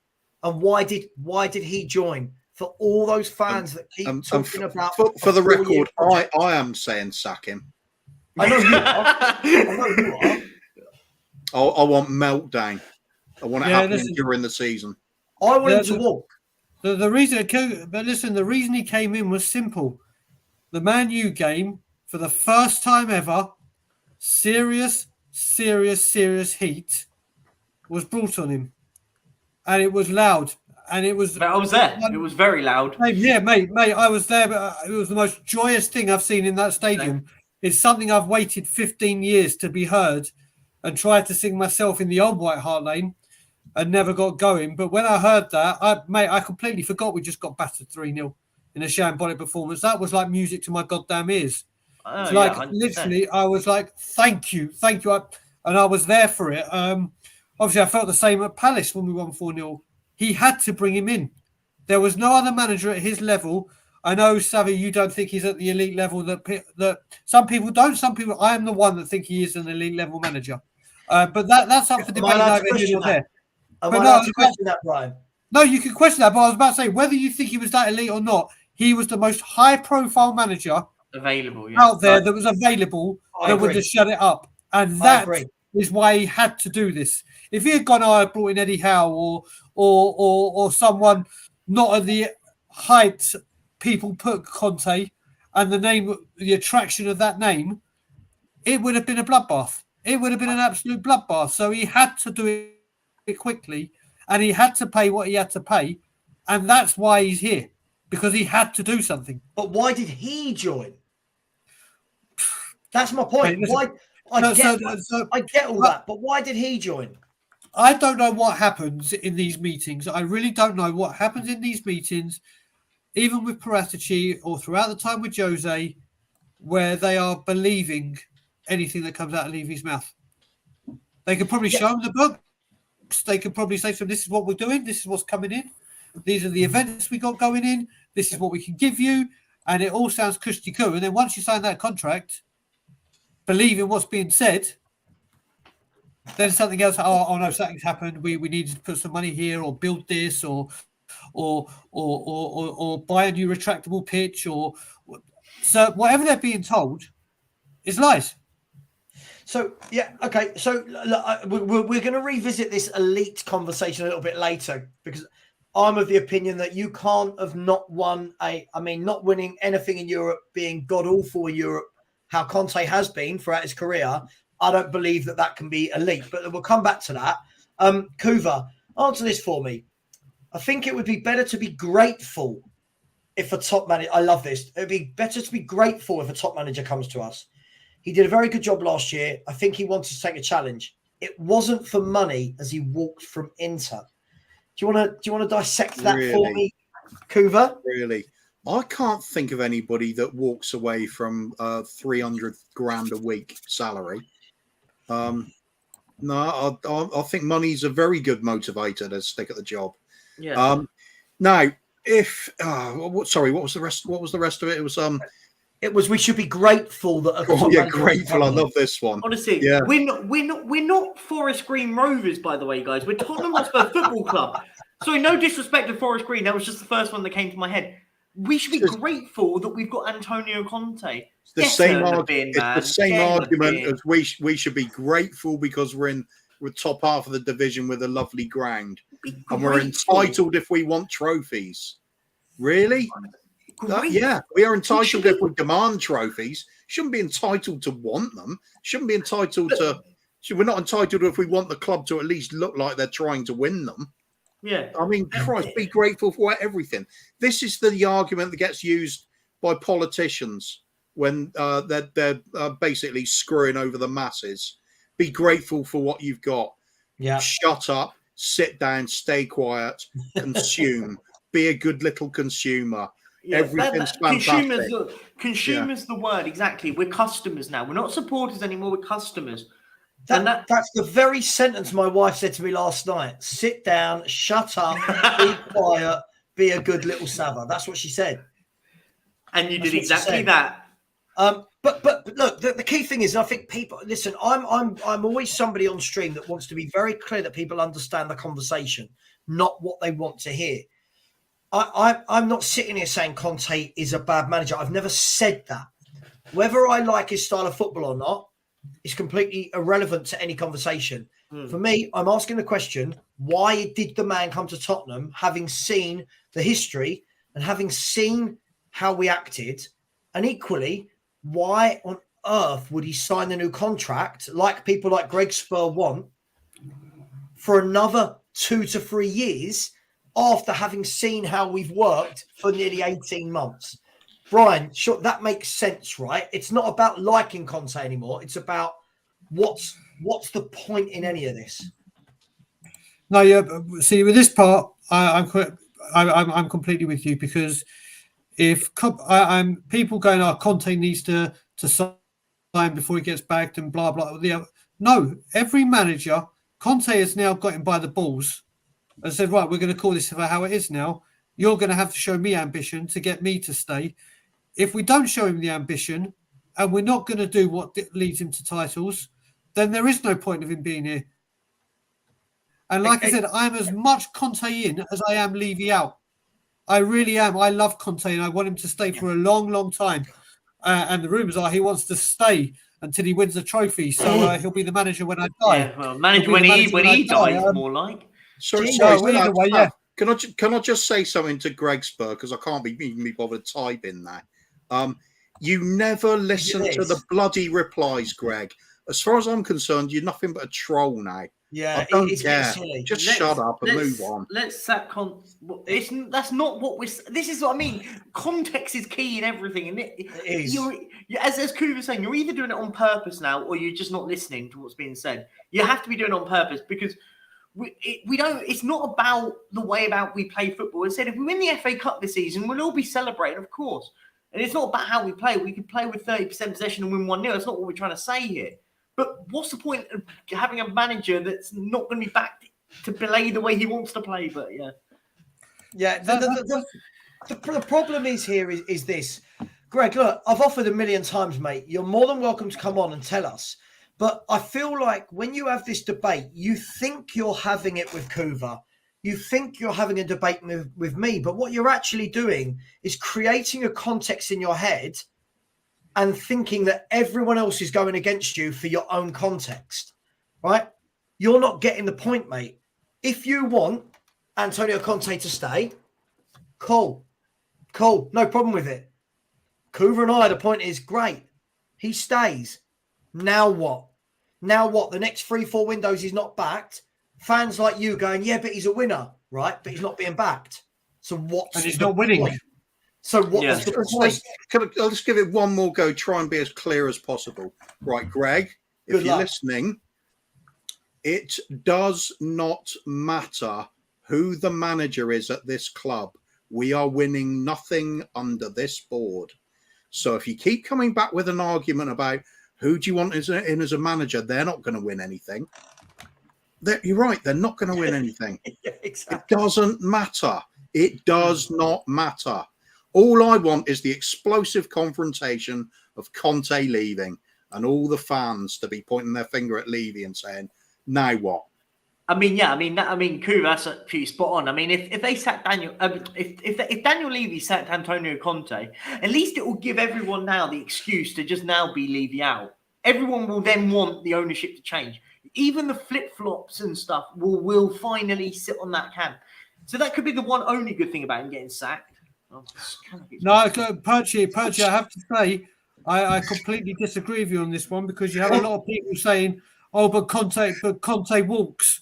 Conte walks. He only stays 2-3 years." So this was about you're going to get that no matter what. So whichever way it goes, mate. Like we said, you could see it. Like we said, if Kane was to leave, I was getting on to 30. Sorry. Can we have Greg's reply to what I just said? I only ask a name. You literally listened to nothing said. No. Nothing. Nah, there's something wrong with you. I think you've got to be a troll. I think what needs to happen here, the difference between us, I think what Perchy and Brian are saying here, the thing for me, what needs to happen is, I think sacking him sends the wrong message, right? Even if I don't want him sacked, but even if I wanted him sacked, I think sacking him sends the wrong message. It sends a message that yet another manager has failed because of them, right? Yep. I think him walking, and again, I'm going to be really clear here, him walking during the season, so that let's say he walks on the 1st of February, and I don't know, I've not got the dates in front of me, and the next game is the 4th of February at the Lane. It's always going to be the Lane, right? That's what we need, that he walks 3 days later, that the atmosphere in the ground is so intolerable, right? Because there's no manager in place. It's so intolerable that a message starts to create a movement, right? Now, if he walks because he doesn't sign a contract at the end of his contract, right?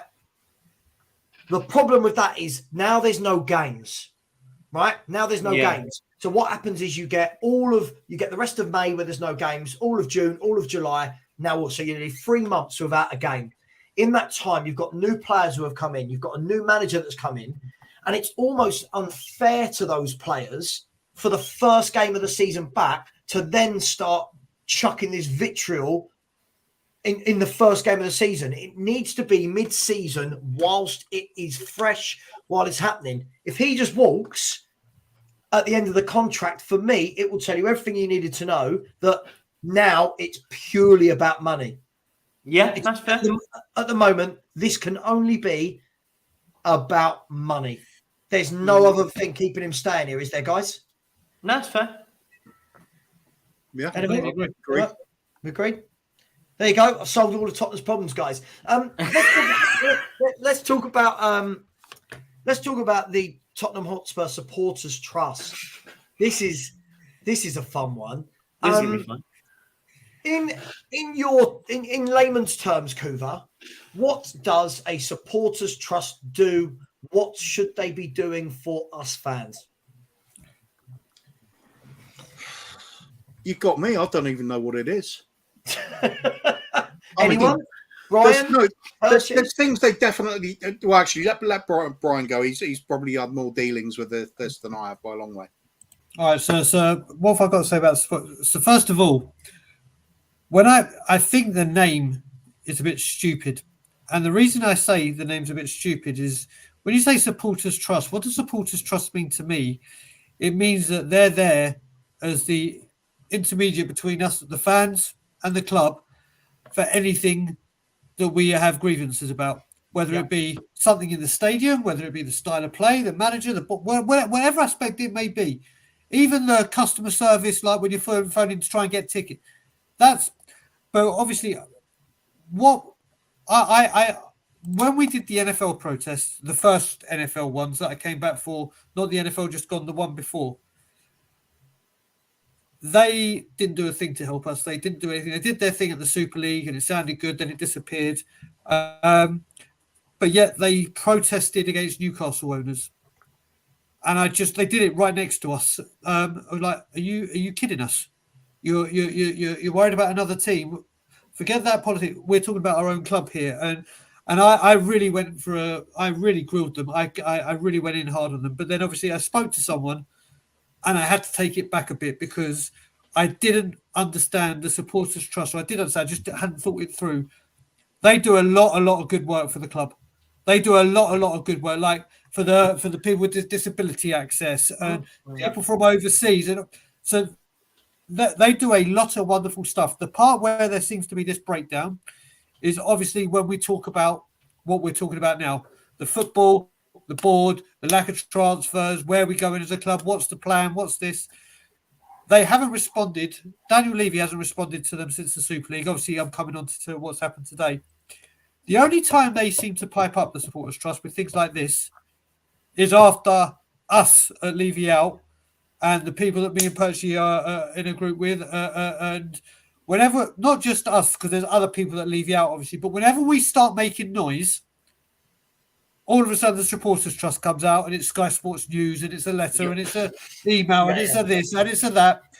And it happened obviously after it happened yesterday, but after having at Villa, after having at Palace and then a few at Portsmouth and the uncertainty and now the transfer. So they've come out and obviously put out that statement, which is great because it kept the message going. It got it into the public eye, gave it more airtime. And then they've got the letter back just saying, oh, do you know what? We'll talk to you after the window. It's just, it's a good attempt at trying. Daniel Levy's only going to talk when he wants to. I'm happy the Supporters Trust did this. I'm not happy that Supporters Trust haven't put that fan on the board that they said they were going to do. Yeah. I'm not happy with a few of the things that they said to make a difference that they haven't done. But like I said, I'm happy. Let's be fair, Brian. If they had put a fan on the board, I think that would have been a nightmare because the problem is if you put a fan on the board, depending on which way that fan swings, depends on which side of the fan base is represented, right? If you stuck, I would have joined the Supporters Trust just to put myself forward. Yeah, but this is my point. If we'd put you or Stell on the board, right, in that group, all of us Enoch Levy out are like, great, we know they're going to kick ass. Yep. If you put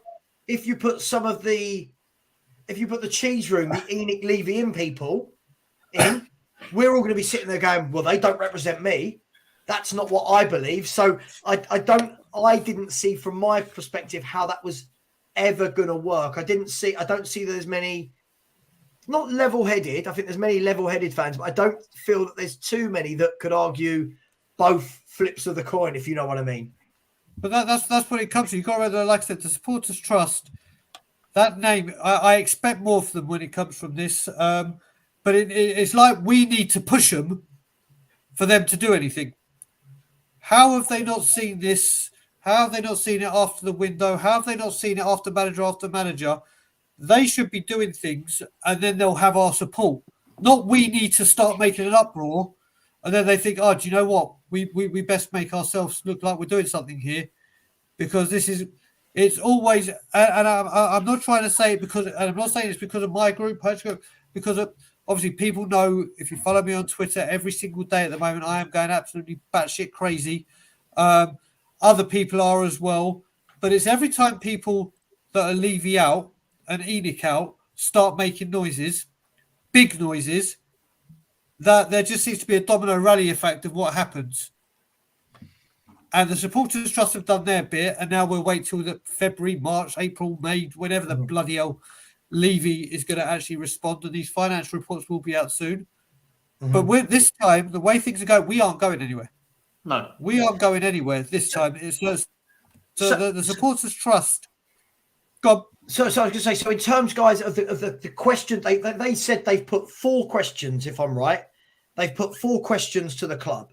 Now, First and foremost, for me, I'm looking at the state of this football club and going, how on earth are you getting anything answered in 4 questions, right? I mean, I'm thinking like 400. Yeah, there's a few. Who's driving that? Like, first of all, I mean, I'm not an expert in this situation, but who from the Supporters Trust is sending it to who at Tottenham Hotspur, and what's their ability level in terms of going, oi, excuse me. Savva, do you want me to read the questions out? Yeah, I'd love to know the 4 questions. Let's all answer the 4 questions right now. So the first question, will the club share its medium and long-term strategy for success, both on and off the pitch? How is the club measuring progress, and how does it judge current outcomes against those measurements? Question 1. Question 2. Hang on. That's amazing. But what a question. That's ridiculous. Wouldn't that require the club to have a medium and long-term plan? There you go. So that question 2. The manager employed by the club has not signed a new contract and tells us that we should lower our expectations about on-field outcomes. He has said that publicly that the club needs to spend big money every window just to compete. How does this align with the board's philosophy for achieving success? I love that first sentence. I'll paraphrase it. Our own manager says we can't win. That's insane. Our own manager is calling you out. What you're going to do about it is actually what. So question 3. Hang on, Brian. Hang on. That's like me going into work to my team who have a sales target and going, this month, don't worry, you cannot hit your targets. It's mad. Oh God, this football club. So here is question 3. Go on. Question 3. This is a great question. Are you satisfied with player recruitment in the recent transfer windows and with the performance of youth teams? And the youth teams, by the way, the under 18s haven't won a game all season, or the under 23s haven't, and the under 18s too. Performance of the youth teams and development and supply of younger players through the first team. Are there any plans to improve this? So I don't know how you cannot improve bringing no one through recently. Of quality. I don't know how you can not improve that. Wow. And the final question: does the club have a plan for further investment to ensure that the club remains competitive on the pitch in the face of substantial additional investment by other Premier League clubs? Is this club closer to securing a naming rights provider? Is there a plan for further investment from ENIC or from other potential investors or buyers? So that is the 4 questions that each have 6 questions in them. And you know the problem, whenever they're answered, the diplomatic BS we're going to get from the club is going to be horrendous. You know, it will be the same way when, like, the words we hear from Conte, and I appreciate this isn't his fault, but the words we hear from Conte regularly now are vision, process. You know, we don't ever hear. There's no doing words. Do you know what I mean? Yeah. There's no. They're all words that suggest something really far away, right? Other owners and managers, they talk about what we must be doing now, right? What do you make of those, Perchy? It's laughable when you think about it. These are the people that are meant to be representing us as fans. Like, their job is to represent us as fans to the hierarchy of the football club. And as what Brian's saying is that it only you seem to see stuff like this. And yes, and before I go into it, and what Brian has said that they do a lot of good work, and they do a lot of good work for fans, match going fans and all that lot, away fans, X, Y, and Z. They do a lot of that. But when it comes to this gets only attention from them when there's a swing. And it is, I call it a swing because you're always going to have the staunch ENIC outers, which me and Brian, yourself, and a lot of people we have in group chats and talk about. A lot of people are in that. But when the swing happens, that you end up getting the sort of, as I call them, the flip-flops and stuff. That's why I had a big go on Twitter the other day, because I had a massive go at people on Twitter about the flip-flops. That I said, now you're all going that you want the ownership to change. Make your point clear. Don't now when we go and win a few games in a row, then go and change your opinion on it. It's like, that's not how it works when we sign a couple of players. Why does my camera keep going off? Sorry, I don't know what that is. But anyway, as I was saying, so the biggest issue is it only comes out when this happens. So when a bit of when the swing happens, but I know the swing will come back the other way. By the way, because here's an example: we could go and beat Arsenal on Sunday. We could go and beat Man City, and we could go and beat Man City twice with Fulham in the middle of it. We could do. I'm not saying we will, but I tell you what: if we go and win those games, I tell you what, everyone will be starting calling you toxic because you want the ownership to change. That's how quick the switch changes, and that's my biggest gripe about it all. Well, I don't know why my camera's gone off. No worries, Perchy, you're bang on. I mean, Brian, we saw this after the Palace game, didn't we? I mean, Spurs have been in dreadful form, you know, and then all of a sudden we beat Palace, and it was just, where are the ENIC outers? And by the way, I did a show titled "Where Are All the ENIC and Levy Haters Now?" and people didn't understand that I was being sarcastic. But that's what we got, Brian. People going, there you go, everything's well at the club again, because we beat a Crystal Palace team who are in the bottom half of the table. And for me, that's what I'd love to sit down and talk with. Like, listen, I'm not digging out any of these channels, by the way. I'd love to sit down with like the cheese room and go, okay, cool. We're on different pages. I get that. We're on different pages. Can you explain to me in detail why though are you still giving benefit of the doubt to your club that doesn't win anything, that doesn't attempt to win anything, that doesn't put money into proper transfers? I'd love to know what they're getting from backing such a regime. I don't get it, Brian, myself. Do you know what I mean? I never feel like any ENIC in people can give you a good argument that makes sense football-wise. The football-wise part is where this breakdown in communication seems to be, which for me is the most fundamental part of this whole thing, and the reason why we all support this beloved football team of ours. What happens with the ENIC, where the ENIC outlaw?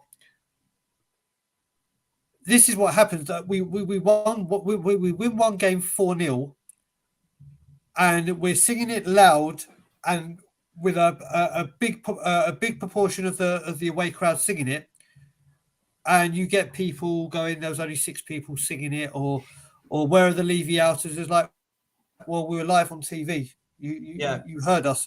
If you think a 4-0 win against Crystal Palace means, okay, I forgive you, I wiped the slate clean. Yeah, it's ridiculous. And then we categorically said, and I categorically came out and said it again on social media. I said, Levy out probably is not going to be very, very heard very, very ferociously at the ground on Saturday unless we get knocked out or something, because the third round of FA Cup Day is the family day. It's where a lot of people that aren't season ticket holders get the chance to go. They're young kids. It might be the one time of the year with the cost of these tickets and everything that they're at an affordable rate to say, do you know what? I could take the kids out for that, or take the family out, or whatever, or I can afford, even buy it with a couple of mates.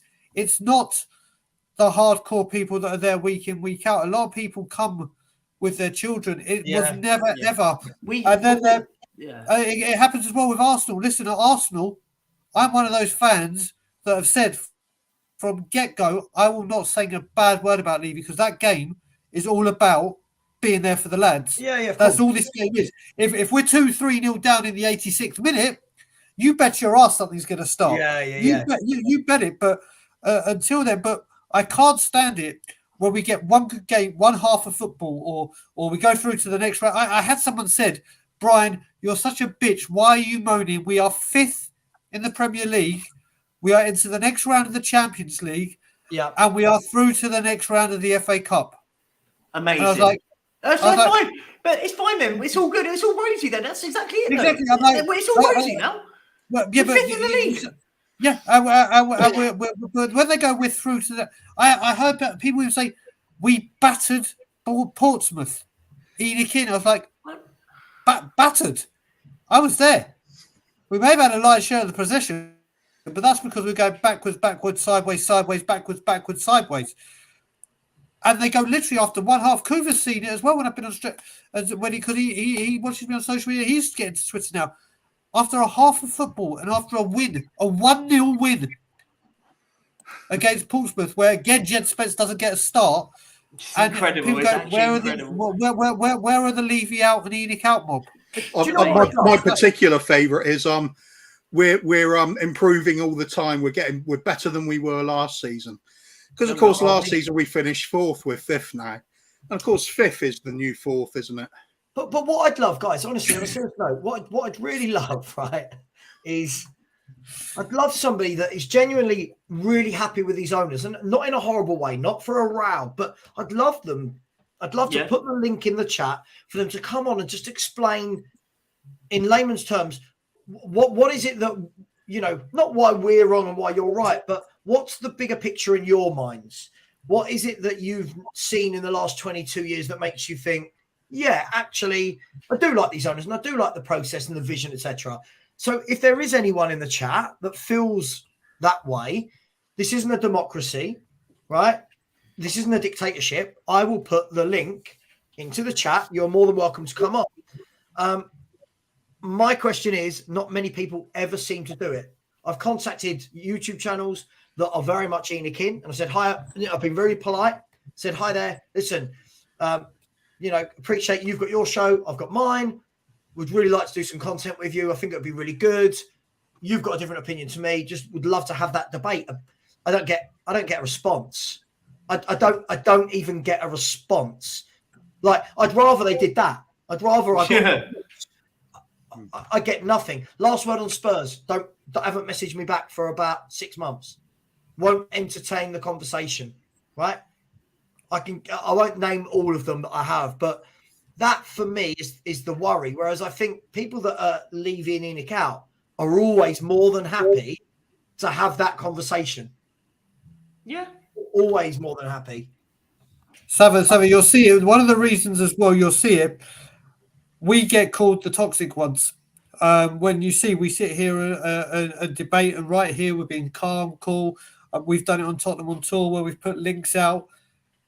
People will go on Last Word on Spurs or Chris Cowlin or someone like that because they know it's a nice who are in the pockets, but it's not one where the people that are leaving in or leaving on the fence don't get called the names that we do.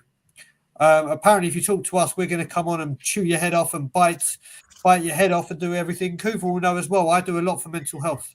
I do a hell of a lot for mental health and organisation with charities and addiction because of my past.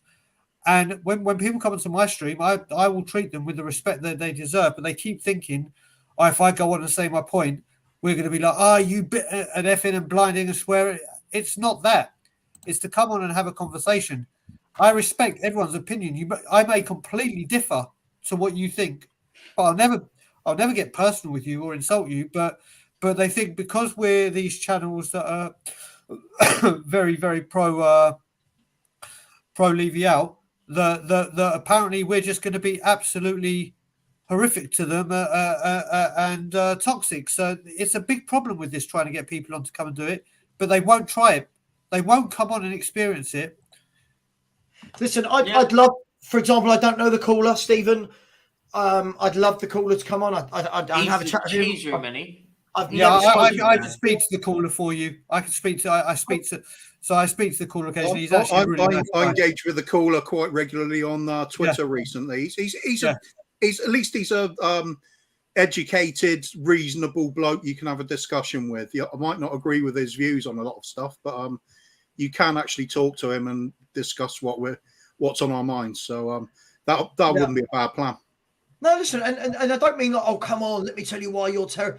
I mean, I'd love to genuinely know the mindset of those fans. What do they want from their football club? Right, like clearly it's not winning trophies, right? Clearly it's no success, because if you want success, you really can't be sitting there going, ENIC can leave you the best way for that. So I just want to get into their psyche and know, what is it? Is it just a day out on a Saturday you want? That's why you like leaving in it, because you don't care? Cool. Yeah. I've got nothing wrong with that. But no one can sit there and tell me that this is a route to success. It's proven now, 22 years in, it's proven this model doesn't work. And I saw a post yesterday in our WhatsApp group, Kuva and Brian, that we're in, where someone had posted, what did they say? That they want Spurs to win and compete with the big clubs, but they don't want to do it the way other clubs have done it. It's balmy. And I just thought to myself, we're talking about $1 billion industry here. That's like me saying, I want to compete with Warner Brothers, but I'm going to do it with a handheld camera and 10 of my mates making a film in my garden. You know what I mean? I'd watch it, mate. I know you would. You'd be in it. You'd be one of the 10 mates. We could call it Savva dies on the hill for Kuva. Oh, yeah. And the picture, the front cover would be you on the floor, like with blood everywhere, and me standing on you with a flag of Daniel Levy's face.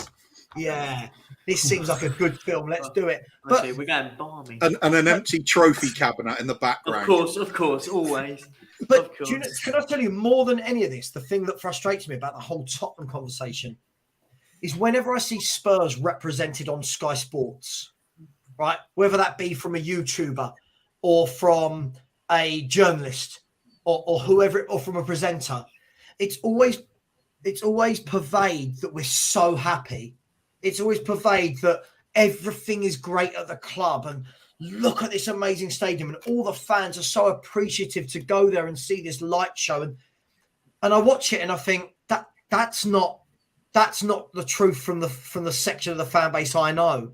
That's not it. And they'll never get those. Like, every transfer window, I see the same Spurs people representing Spurs. It's Cowlin, it's Ricky Sachs, and they're all in there going, yeah, it's really positive, and we've got this, and it's like, come on, man, get a fan on like me, like you, that turns around and goes, no, to be honest, the fans are really unhappy. To be honest, there is a section of this fan base, they want a right back, they want a centre back. They're sick of seeing this style of football or the XYZ. We don't get given that voice because people don't want the truth. They want happiness, Kuva. They want sunshine and rainbows and candy. They don't want the harsh truth. No, I want sunshine and rainbows. That's fine with me, mate. just want actual sunshine and actual rainbows. It's fake positivity sells. Unfortunately, fake positivity sells. Yeah, like they don't want people on Sky Sports saying no, it's horrible at the football club. We're paying loads of money to get absolute dross every single time we turn up. We win a couple of games, but the problem what we've got is, unfortunately, we have got a section of fans in the fan base, and you're okay to have this, and before anyone sort of jumps at me, the expectation is on that game. So they expect to win the game. But for me, I don't really care now. I'm at the point where I don't really care now about individual games. Individual games for me are irrelevant. Let's win something. So for me, beating Arsenal is only great if we're going to go and win anything this season. Because, okay, but we lose, but individual games now become so irrelevant. And unfortunately, what I think we've got a section of fans at our club at the moment now that all they care about is the game they go to. So they go to a game and they win. Oh, I can go crazy, happy days. But that's it, really. No one really, the bigger picture's never anywhere shown, if that makes sense. It's not. I mean, I remember, Kuva, do you remember this? We did a watch along kind of. I mean, it wasn't live. It was like Sky Sports News, the goals coming in, and Spurs were playing Bournemouth about 2 months ago. There was three of us. Remember that? Did you come? Yeah. Yeah, okay. When we went 2-0 down, didn't we? Yeah. And we scored to win 3-2, and fans were coming at the end going, oh my God, I can't believe you're not happy. I can't believe that, you didn't scream and shout when Spurs scored and we've won. What's wrong with you? And when you sit there and you think, that's what's wrong. I look at that as a fan and go, that's not good. Other fans look at that and go, oh my fucking, we beat Bournemouth, right? It's also earlier in the season when we're joint top or something at one point.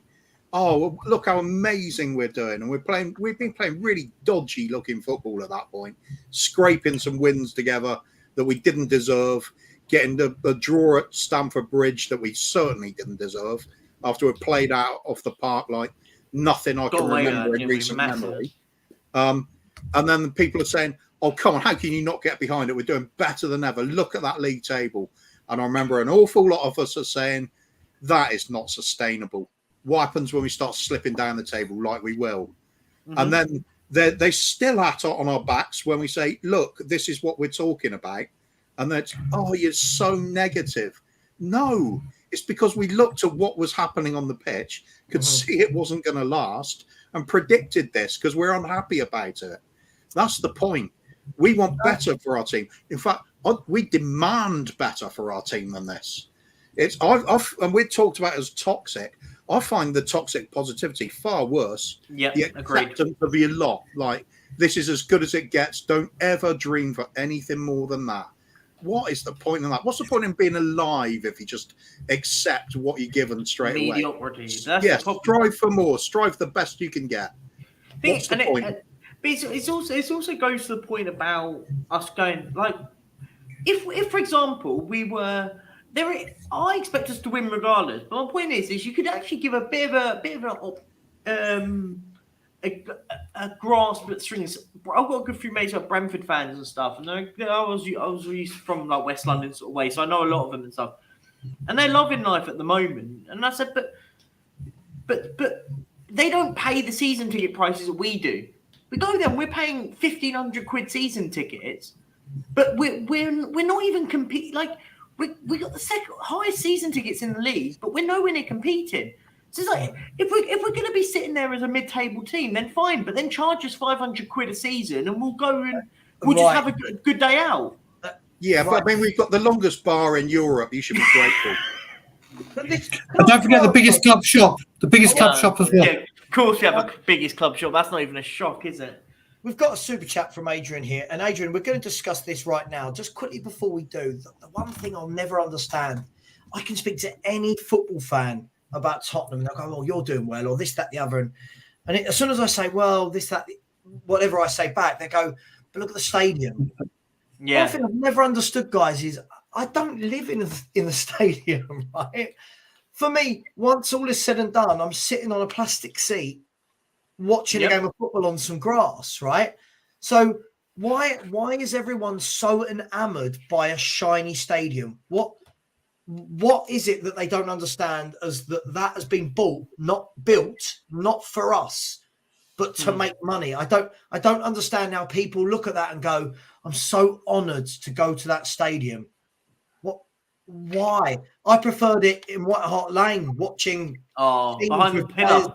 Players like Dembele and Modric and Bale, and that's what I never understood. Let's talk about this, Perchy. I want to get your views on this. So, go for it. I have a very strong opinion on this, but I'm going to come to my opinion last. Jamie O'Hara's getting a lot of credit at the moment for, oh my God, he spoke out against ENIC. He's one of us, came through our academy, he's great, blah, blah, blah. He gives us a voice because he's on TalkSport and Sky Sports. I have a very strong opinion on this guy. What do you make of all of this ENIC out stuff suddenly from Jamie O'Hara? I mean, there was one bit I questioned a lot about was when he said that that the club contacted him or something. I said, I don't buy that one. Didn't buy that one whatsoever. I was like, come on, they don't have your number, mate. Don't worry. That was my first point. I was like, and it's all great him saying it, but my point being is he doesn't do. It's all well and good for someone like him because it's like it's easy points if that makes sense for him. It's an easy win. If I can say it, but he didn't do anything about it. He doesn't sit there and go, do you know what? I strongly believe that. No, it's an easy soundbite to make it about him and get everyone to go, oh, you're amazing. It's all well and good. He didn't do anything about it. Do you see what I'm trying to say? Like, it's easy. Has he just said it because it's the flavour of the month? It's like, they're all leaning out now. So if I say that, the fans will love me. No, if you believe that and that's what you truly believe, then actually go 100% into it. You've kind of just I felt a bit wishy-washy, but that's because if we go and win it and stuff and we sign 3 players, he'll be going, well, I don't know why they're complaining, but they've signed 3 players. It will just swing around again. Right. Absolutely. Kuva? I don't care. People will flip-flop all the time. Yep. People will change their opinions. Doesn't matter to me. I'm going to appreciate it for what it is. At least he said something at a point where other people were saying the same thing. Mm-hmm. For me, that's okay. He can flip-flop again and go with whatever's popular later on. I don't care. It's the moment that matters. And when it comes to that moment when the protests start, we've had some calamitous happening, like getting spanked at home by Arsenal or Conte walking away. As long as those sort of people also bring their voice to the table at that point, I'm okay with it. Can't expect everybody to be at every protest. Can't expect them all to be there outside the ground. Just do your bit when it matters. If you're prepared to do that, okay, no problem. Just I don't want to see is people saying we're wrong to do this at the moment, and then later come and join us and just say, oh yeah, well, it's that all along. I'll just say, well, no, you won't, but welcome aboard now. It's all right. I don't mind people that are latecomers to the party. As long as they join the party, it's all right. Yeah, see, for me, the way I look at this is, I think, look, I agree with what you're both saying, to be diplomatic about it. But the thing for me, Kuva, is that I don't think he has joined the party. I think this is a guy that realizes I'm on radio every morning. I'm on YouTube every morning. I'm on TV every morning. And I think he just flip-flops with the wind. Oh, yeah. With the wind. Because I remember 3 months ago, Jamie O'Hara was absolutely full of praise for Tottenham. Man, it's brilliant. And look at the players they signed in the summer.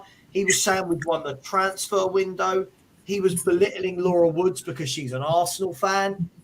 And then the other week when he comes out with this, oh, the owner's this and the player's that, I just sat there and I thought, mate, listen, we'll win 3 games. You'll be back on TalkSport going, oh, Laura Woods, see, we beat the North London Derby. Sorry, I was going to say, yeah, watch on Monday. Let's see what his reaction is on Monday if we go and win on Sunday. That'll be impressive, wouldn't it? When he's on the one with Laura Woods as well, that'll be interesting in the morning. Do you know what? Can I just quickly shout to that? Sorry, Savva, sorry about that. I just had to take an important call. Jamie O'Hara is someone I lost respect for a long, long time ago. It was probably in TalkSport because just the way he is on TalkSport. But then I think TalkSport can one of the most clickbait. Oh yeah, easy to do this thing, caption whatever. What Jamie O'Hara did before Palace, to me, quite frankly, was superb. Was absolutely superb, and kind of like what I said with the trust, how they pipe up every time, like the Levy Out movement starts growing. I think Jamie O'Hara was unleashed on Sky, and he literally had seen it growing on social media, and he thought, okay, now I'm going to make my stand. And he came, whether he goes back or not, he came out and did the outburst. I gave a lot of credit, and I didn't rate him as much as a player as I do as a pundit, but Jermaine Genius has always been true with this. Jermaine Genius has come out and said this on a few occasions on his personal Twitter or Match of the Day. We need bigger stars to come out and say this. That's the thing. But do you know what? If Jamie O'Hara goes back, like Perchy said after the North London Derby, he goes, things are brilliant, then Jamie O'Hara's a fool. But he came out and did what he did. Yeah. And he's kept this going. And he came out and he said it on Sky Sports. And it was unplugged. It was unedited. It was perfect. The way, and you could see the passion and you could see the frustration coming out of him. Because whether we agree with him or not, whether we rated him as a player or not, whether we like him as a human or not, there is no doubt in his love for Tottenham Hotspur. There is no doubt in it. Like we said, we at the end of the day, wherever you are on this Levy in, Levy out, on the fence, Conte in, Conte out, on the fence, every single one of us, all we want is Tottenham to be successful. It's how we get there that is the huge issue at the moment. Yeah, that's the huge issue. And Jamie O'Hara did what he did, and he said what he said. I stand by it. It was absolutely at the right time, at the right place. But just hopefully, more players will come out and speak up about this. But what Jamie O'Hara did, fair play to him. Fair goddamn play to him. We'll have to disagree on that one. I just feel like he is exactly what all these fans that keep telling me we were wrong in the transfer window, and now we're wrong, even though we were right in the transfer. I just don't like it. But guys, I just want to go for another 15 minutes. Let's talk about. Let's not talk about Levy and Enoch anymore. Let's talk about the North London Derby. Sorry, just quickly. I knew it. I'm beginning to think, are we on different streams or something? We're getting. I literally said on this show earlier, it doesn't matter. It's a dream job coming to Spurs. Of course you'd take it. You'd want the huge payout because you don't have to do anything. But this is factually correct. He can't make 100 million in 5 years. He won't be in. His contract runs out in 4 months. So yeah, where's he making 100 million from? Yeah, that'd be interesting. Guys, North London Derby. Arguably, and I hear this every North London Derby, so I'm a hypocrite here, but arguably the biggest North London Derby in years. You've got Arsenal who are going for a title, and this could be the difference between them having an 8-point gap at the end of the weekend and a 2-point gap, depending on the result in the Manchester Derby. Yeah. You've got Tottenham Hotspur that, again, depending on the Manchester Derby, is the difference between us getting back in the top 4 and being 5 points off of the top 4. So this game has huge ramifications for both clubs. Arsenal are the team in better form. Spurs have got injuries, and even if the likes of Bentancur and Kulusevski play, how fit are they? What are we thinking for this? No talk of Enoch, no talk of Levy. How are we thinking this North London Derby is going to go? Let me start with you, Perchy. Oh, do I go out on a limb or do I go and play the safe one? I don't know.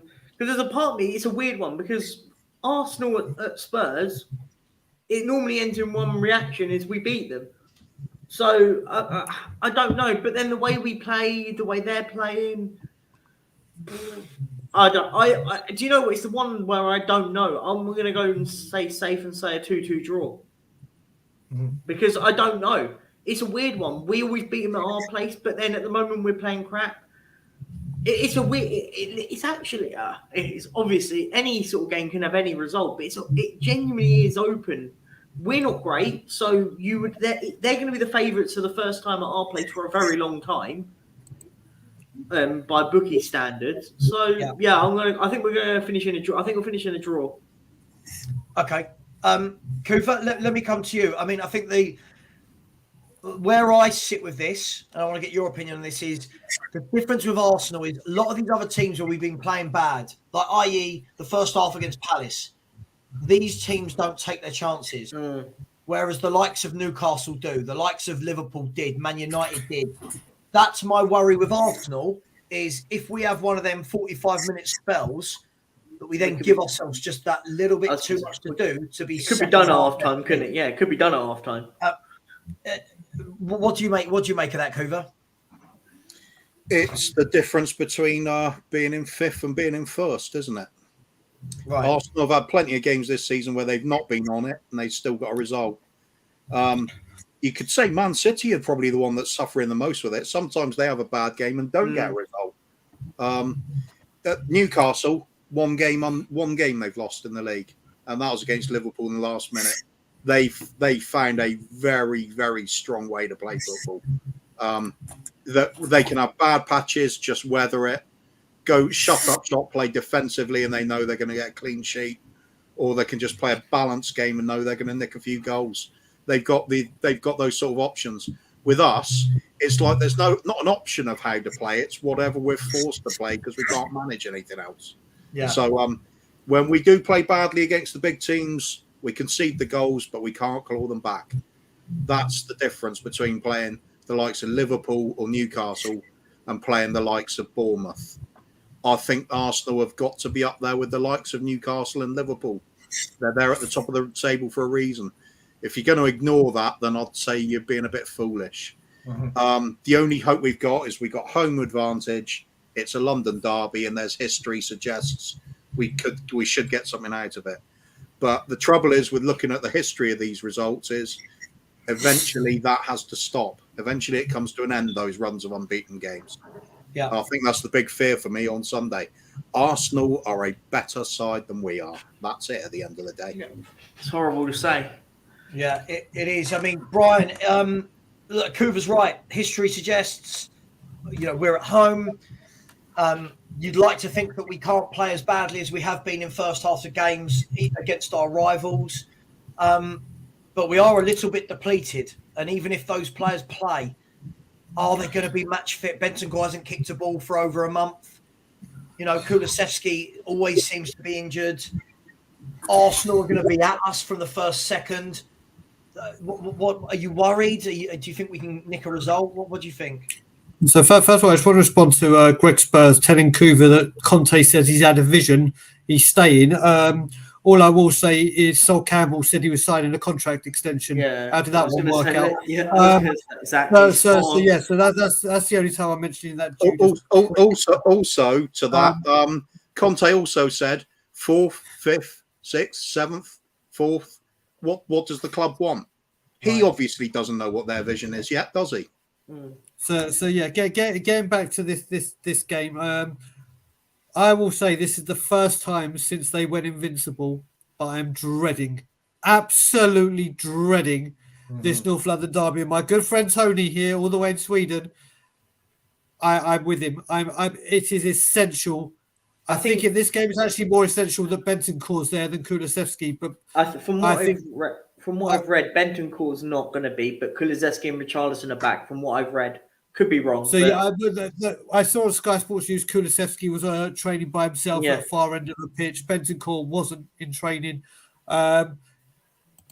This game, the thing I've been the thing I've been hating to hear all season is, don't worry, Arsenal will fall off a cliff. They haven't.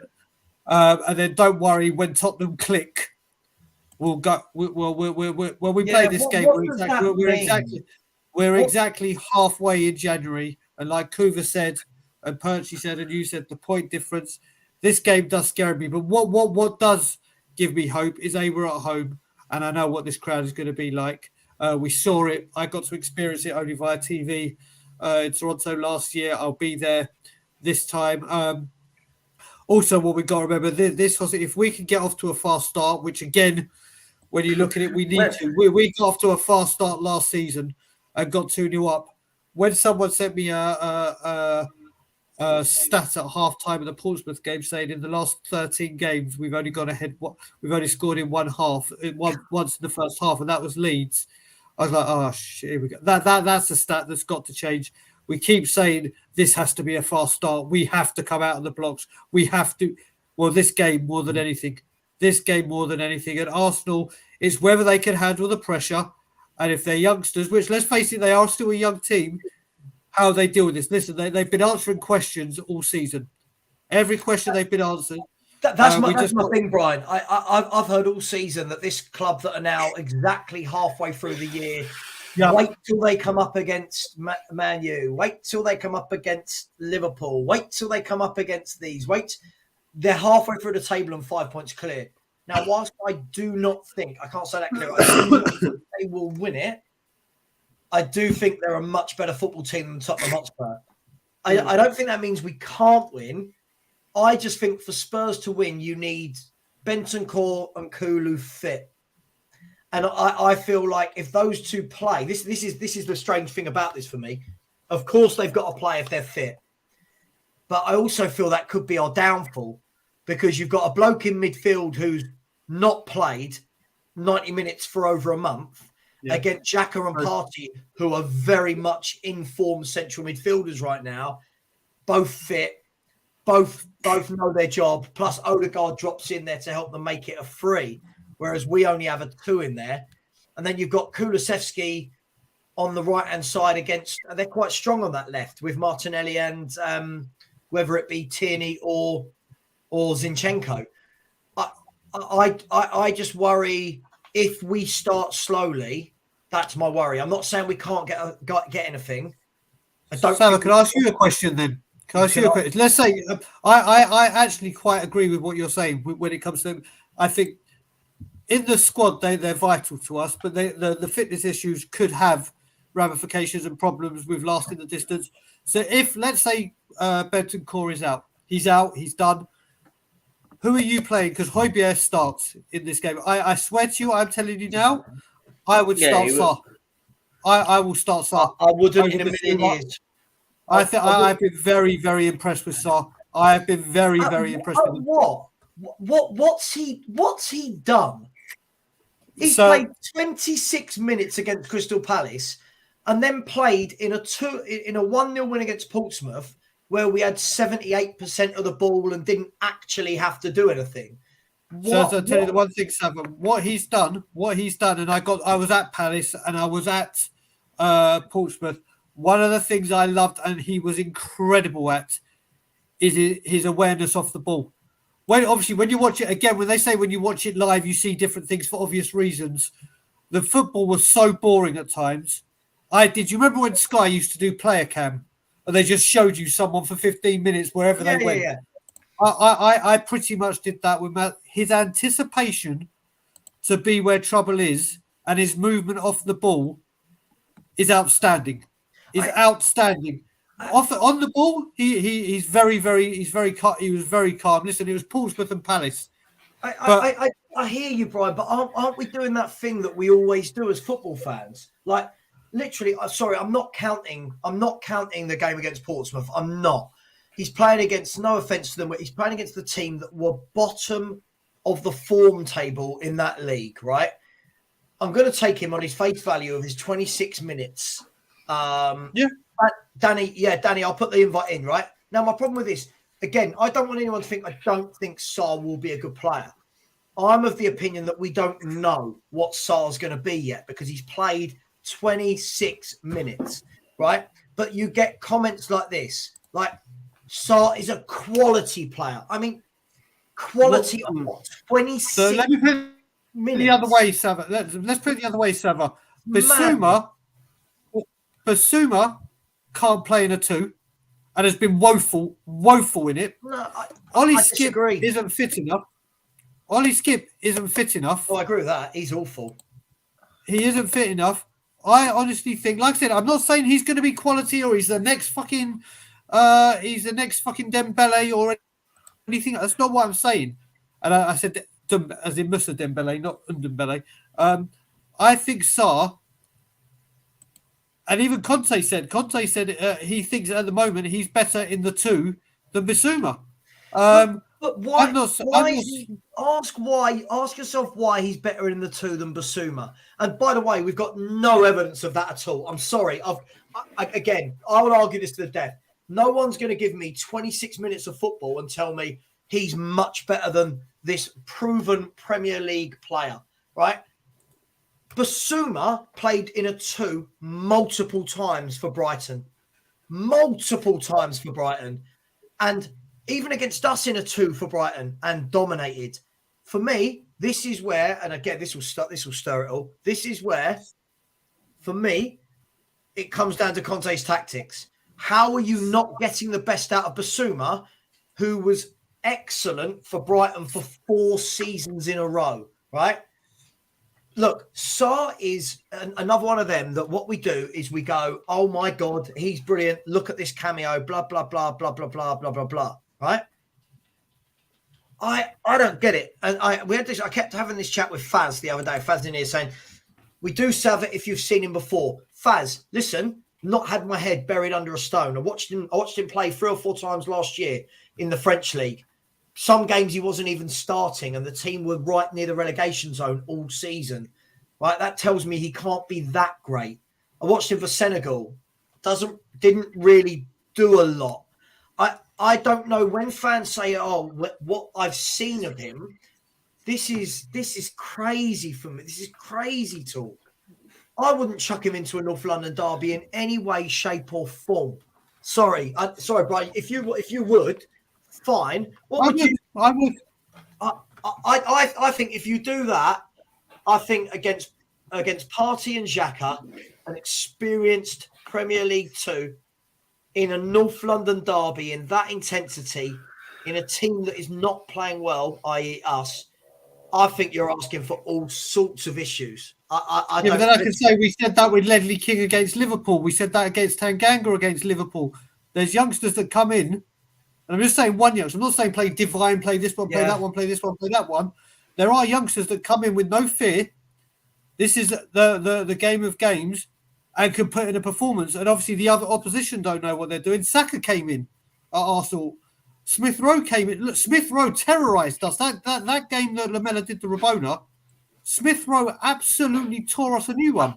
I hear you, but this is a North London derby, and this is a guy that we've seen for 26 minutes against a Crystal Palace team that don't have a lot of possession. I just can't.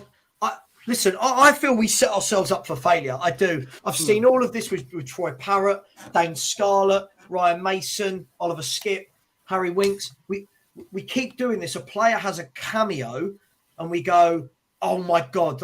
I've seen him compared to Yaya Toure, right? Yeah, that's stupid. That's stupid. I've seen that if this guy keeps putting in performances like this, 26 minutes, he's going to get a big move in the summer to PSG. What? Yeah, that's stupid, Savva. That's stupid. I think we were talking about this the other day. I think we were doing the watch along or something. Might have been on Bob Spurs, and said about basically Pape Matar Sarr. He came on and he looked decent. He looked like a Premiership player, didn't he? Sorry, it was against Villa or whoever it was, and who said, yeah, it's only a cameo, but he didn't look out of place. Looked like a good player for the Premiership. Now, the thing is, that's a positive that he doesn't look out of place. It doesn't mean he's going to be able to command these big games against big-time players yet. Exactly. He's a young player, a lot on his shoulders. I think it's promising. But let's not get carried away at the same time, as far as I'm concerned. Let's not forget the bigger picture of getting Harry Winks back really quickly so Levy can demand he gets in the team to raise his value. Guys, I've got nothing against giving young players their chance. I just don't know whether your first Premier League start should be against Arsenal at home in a two-man midfield in a team that are as bad as we are on the ball. I just don't. I believe like this. Dunkelsdorp, would I use him over Skip in a three-man midfield? I'd use you over Ollie Skip in a three-man midfield. I think Oliver Skip is such a bad. I think he's such a bad footballer, but we love him. Another one. He's one of us. He's from the youth team. Blah blah blah. I've got no time for players that bad. Sorry, I know I'm coming across harsh. And Faz, sorry, I'll come to you in a second, Perchy. Faz, how can he play longer than 26 minutes if the manager has not played him? I feel like, again, you're doing what Greg Spur's done. That's my point. If the manager has not played him more than 26 minutes in this dreadful midfield, right, that tells me why I don't think he is ready for Arsenal at home in what is a massive game. Massive, massive game. Perchy, where are you with this? Would you start, Sarr? No, personally, I think I'm on your side here, Savva. I think we've got a lad here that potentially could become very good. Not to say, but I don't think. Do you play him now? The thing is there are do's and don'ts of playing a lad like that in a North London derby, but it can be counterintuitive. It can either work massively, and you could end up having a player that will play for the rest of the season because he's had an amazing game, we've won, and he's been one of the best players on the pitch. But it could also go the other way, where he has an absolute nightmare of a game, and we may never see him playing a Spurs shirt again because a game of that magnitude can break a young player. You think, and it can go one of two ways. Do I think he's good enough to start? Probably not. But then our midfield's crap. So, I mean, in a sense, our midfield's horrendous. But we are fan. This is what I mean. That's Amir. Big up Amir. It may well be, but he's not very talented, is he? Let's be truly honest about this. I've heard this. Do you know the funny thing for me, guys, right, is for the last 3, 4, 5 years, and especially when I was on Twitter and stuff, I would say things constantly like, God, Sanchez is dreadful. God, Dyer is dreadful. And Sessegnon's painful. And this player and Winks. And you'd get cussed forever. You're terrible. You're not a fan. Yet when it's not going well for Conte, all of a sudden, yeah, but the players are terrible. Well, yeah. Yes, the players are terrible. We've been saying this for years. If guys, where are we with Skip? Anyone think this guy's good enough to be at I could go on that. I think when he first came back from Norwich, he looked really promising. I thought, what sort of player is he going to develop into? If we just keep him in the team, keep him playing, he could turn out to be sort of better passer of the ball than currently showing. He could be the answer to defensive midfield. There was something about him that I enjoyed watching, and I could get behind.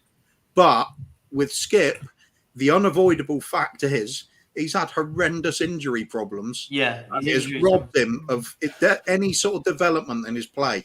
He's way behind schedule on anything. And I don't think that getting fixed while he's here. He's not going to get the game time. I didn't think he was good before his injuries, though. Like I watched him at Norwich, and I thought, yeah, this is your level. Not in a horrible way, but I don't think. You know, when you watch a young player, Kuva, and you think, what? Sometimes you look at a player and you go, there's got to be something there that jumps out that you go, they've got it. I watch Skip, and he's just absolutely everything we keep bringing through this conveyor belt at the academy. Safe, 5 yards, sideways, runned around, works hard, but not really anything there that would make him ever get into any of the teams in and around us. Yeah. That's the thing for me. I feel like, look, okay, would he have been better without the injuries? Again, we won't ever know. But the problem is there's too much sentiment for me. For me, this guy should be nowhere near Tottenham Hotspur's first team. I think, to be fair, I'm not going to compare it as player for player, but in a way, you could kind of look at Sergio Busquets at Barcelona. He comes in as a 19-year-old making his debut, doesn't catch the eye. He never looks like a spectacular player. But there was enough there for him to develop into that player. is Skip going to do along those lines in terms of developing into something more than he is currently?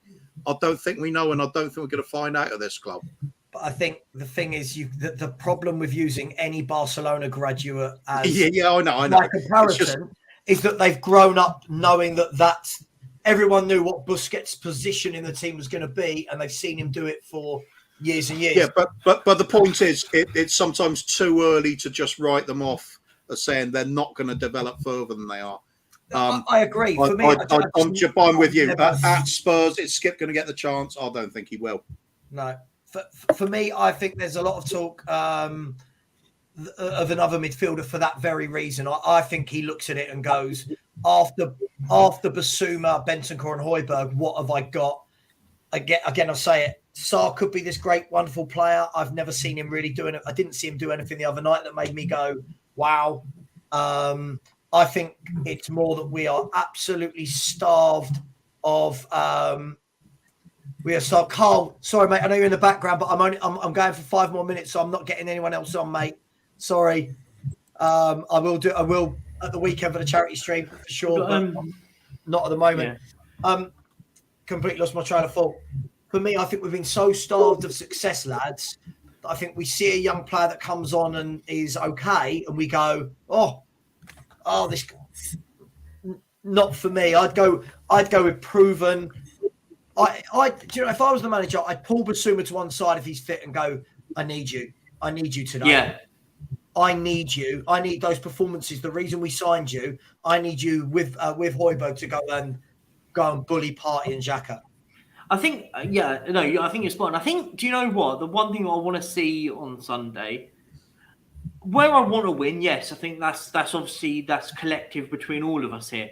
But I want to just see a bit of desire from some players. I'm bored of North London derbies where we've got players that coast through these games. I wouldn't even be bothered if someone goes and gets themselves sent off, but at least show a bit of something. Do you know what I mean? Like if we're 2-0 down with 20 minutes to go, I want to go and see a Basuma lumped tackling on someone, show that they actually care for it. And I said that's the one thing that we miss in North London derbies. We don't just see a bit of fight about someone, even if we lose the game. And it's the one thing I think we need to see from our players on Sunday. That's the key one, I think, is a bit of passion. Yeah. Let's round this off then. What's the bare minimum you want to see, Kuva, for the weekend? Effort. Play like it matters. Yeah. Play like it matters to the fans. Forget that. I'm okay with that. It'll be painful if we lose, but at least I can respect the performance then. If we put on another one of these performances where we don't turn up for 60 minutes and we're already 2 or 3 goals down and then start playing when it's too late, same as always, isn't it? I'm just going to just be angry. Mm-hmm. Just be full on Levy out at that point. Keep it going. And people say it's not Levy's fault, that result. I blame everything on all the good stuff. Yep. The usual argument, you can't blame Levy for all the bad stuff, but then ignore all the good stuff. I'm blaming him for absolutely everything that's happened over the club for 22 years. We're in this position because of his leadership or lack of. We've got a football team that's built for a businessman. Yeah. Absolutely. Brian, last thoughts? Yeah, no, I've just got to say pretty much exactly the same as what Kuva has said. And when it comes to when they say it's not Levy's fault, I have the famous line I say every single time when I hear that, Kuva, and you know it. It is as soon as they cross that pitch, the results and the performance has absolutely nothing to do with Daniel Levy. Nothing. But the very fact they're allowed to cross that white line, put on that shirt and put in that performance has absolutely everything to do with Daniel Levy. All I can hope for is fight and show that, like exactly what Kuva said. And if it's 2 or 3-0 down after 60 minutes, I know what I'll be doing, put it that way.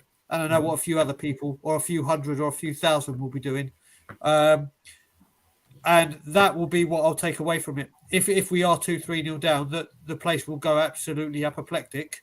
And if we win, it'll be a dangerous occasion, but the message still doesn't change.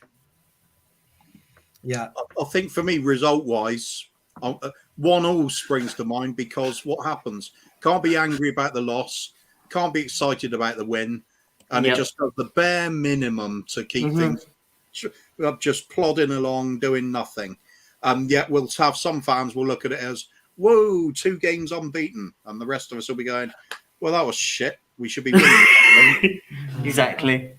I think the key thing, just quickly before I give my thoughts, guys, I've just put in the chat, and I'm going to talk about it in a minute, about the 24-hour charity stream taking place this weekend.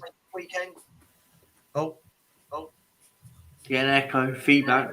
getting an echo from somewhere. Who is it? I can hear it. Right, hello? It's not me. I've just muted all of you. It's not me. I'm going to pop you all on mute for 1 sec. Right, guys. So I'll tell you what. I'll come to this in a minute. Right. It's you, Brian. It's you. Yeah. So for me, I think Faz, it's not me. It can't be me. I'm talking now. I've muted the other 3, and there's no echo. Hang on, God, what's going on here? Yeah, it's Brian. It's every time. Yeah, it's Brian. It's Brian. Guys, for me, all I want to see is I don't want us to go 2-0 down at half time or whatever, then start playing in the second half and everyone to go, well, we gave it a good go. We showed passion. I want to see that from minute 1. I don't want us to have to be losing 2-3-0 to come out and actually have to play against our biggest rivals. If that happens, I'm sorry. This is one where I will say, this is where Conte's got to earn his money. He's got to get into that dressing room before the game and go, right, guys, forget the other games this season, forget the bad form, go out there, give these fans what they deserve. What I will say, let me shamelessly plug. We've got the 24-hour charity stream taking place this weekend, so I won't be doing any shows between now and then. I've cancelled the Savva and Daigle's Friday huddle because I will be napping Friday afternoon to get some sleep in before we attempt the 24 hours. There'll be over 30 people throughout the weekend coming in, coming out. Perchy's going to be doing a quiz at one point. I've got a few quizzes. Bob's going to be doing wankety wank. Did you mention the start time? It's changed to 10 p.m. The start time has changed to 10 p.m. Friday night through to 10 p.m. on Saturday night. So head over to Tottenham away at 8:30 to stream with Stel and Iggy. Then come over to me at 10. Football debates. We've got best 11s, worst 11s, best Premier League signings, worst Premier League signings, best British player of all time. Won't bother doing worst. Best club team to ever play, best international team to ever play. We're going to be talking to Ben Kaufman about biscuits. We're going to be talking about Kuva and dying on hills. There's going to be so much going on. Please join us. I'm going to put the link in again. If anyone can donate, even if it's £1, we're trying to raise £5,000 for the British Heart Foundation. So thank you if you've donated already. Any last words, guys, before we go? I think we say. Not yet, Brian. I think last words are let's get to the target for the 24-hour stream. I think that's the key one. Over everything, let's get to the targets that we want to get to. Yeah. Perfect. We'll also be doing an North London Derby preview during that 24 hours. Kuva, we can do a live watch along for Man United, Man City, which will be taking place during that time. There'll be 3 p.m.s coming in.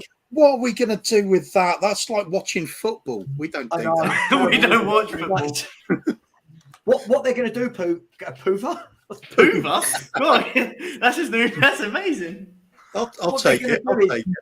The guys in the red shirt, they pass the ball to the other guy in the red shirt. It's just this amazing phenomenon they've invented. Don't worry, we'll see plenty of that on Sunday. Yeah, from other red shirts. Yeah.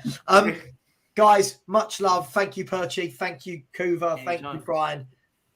Much love. We'll see you all on Friday. Please join us at 10 o'clock. Puva is now his new name, Danny Kiriakou. Brian, take it away. Listen, everyone, make sure you watch Savva's 24-hour stream. It's all in a good cause, and let's help him get that milestone. Have a great afternoon, a great evening, and as always, Levy out. Well said.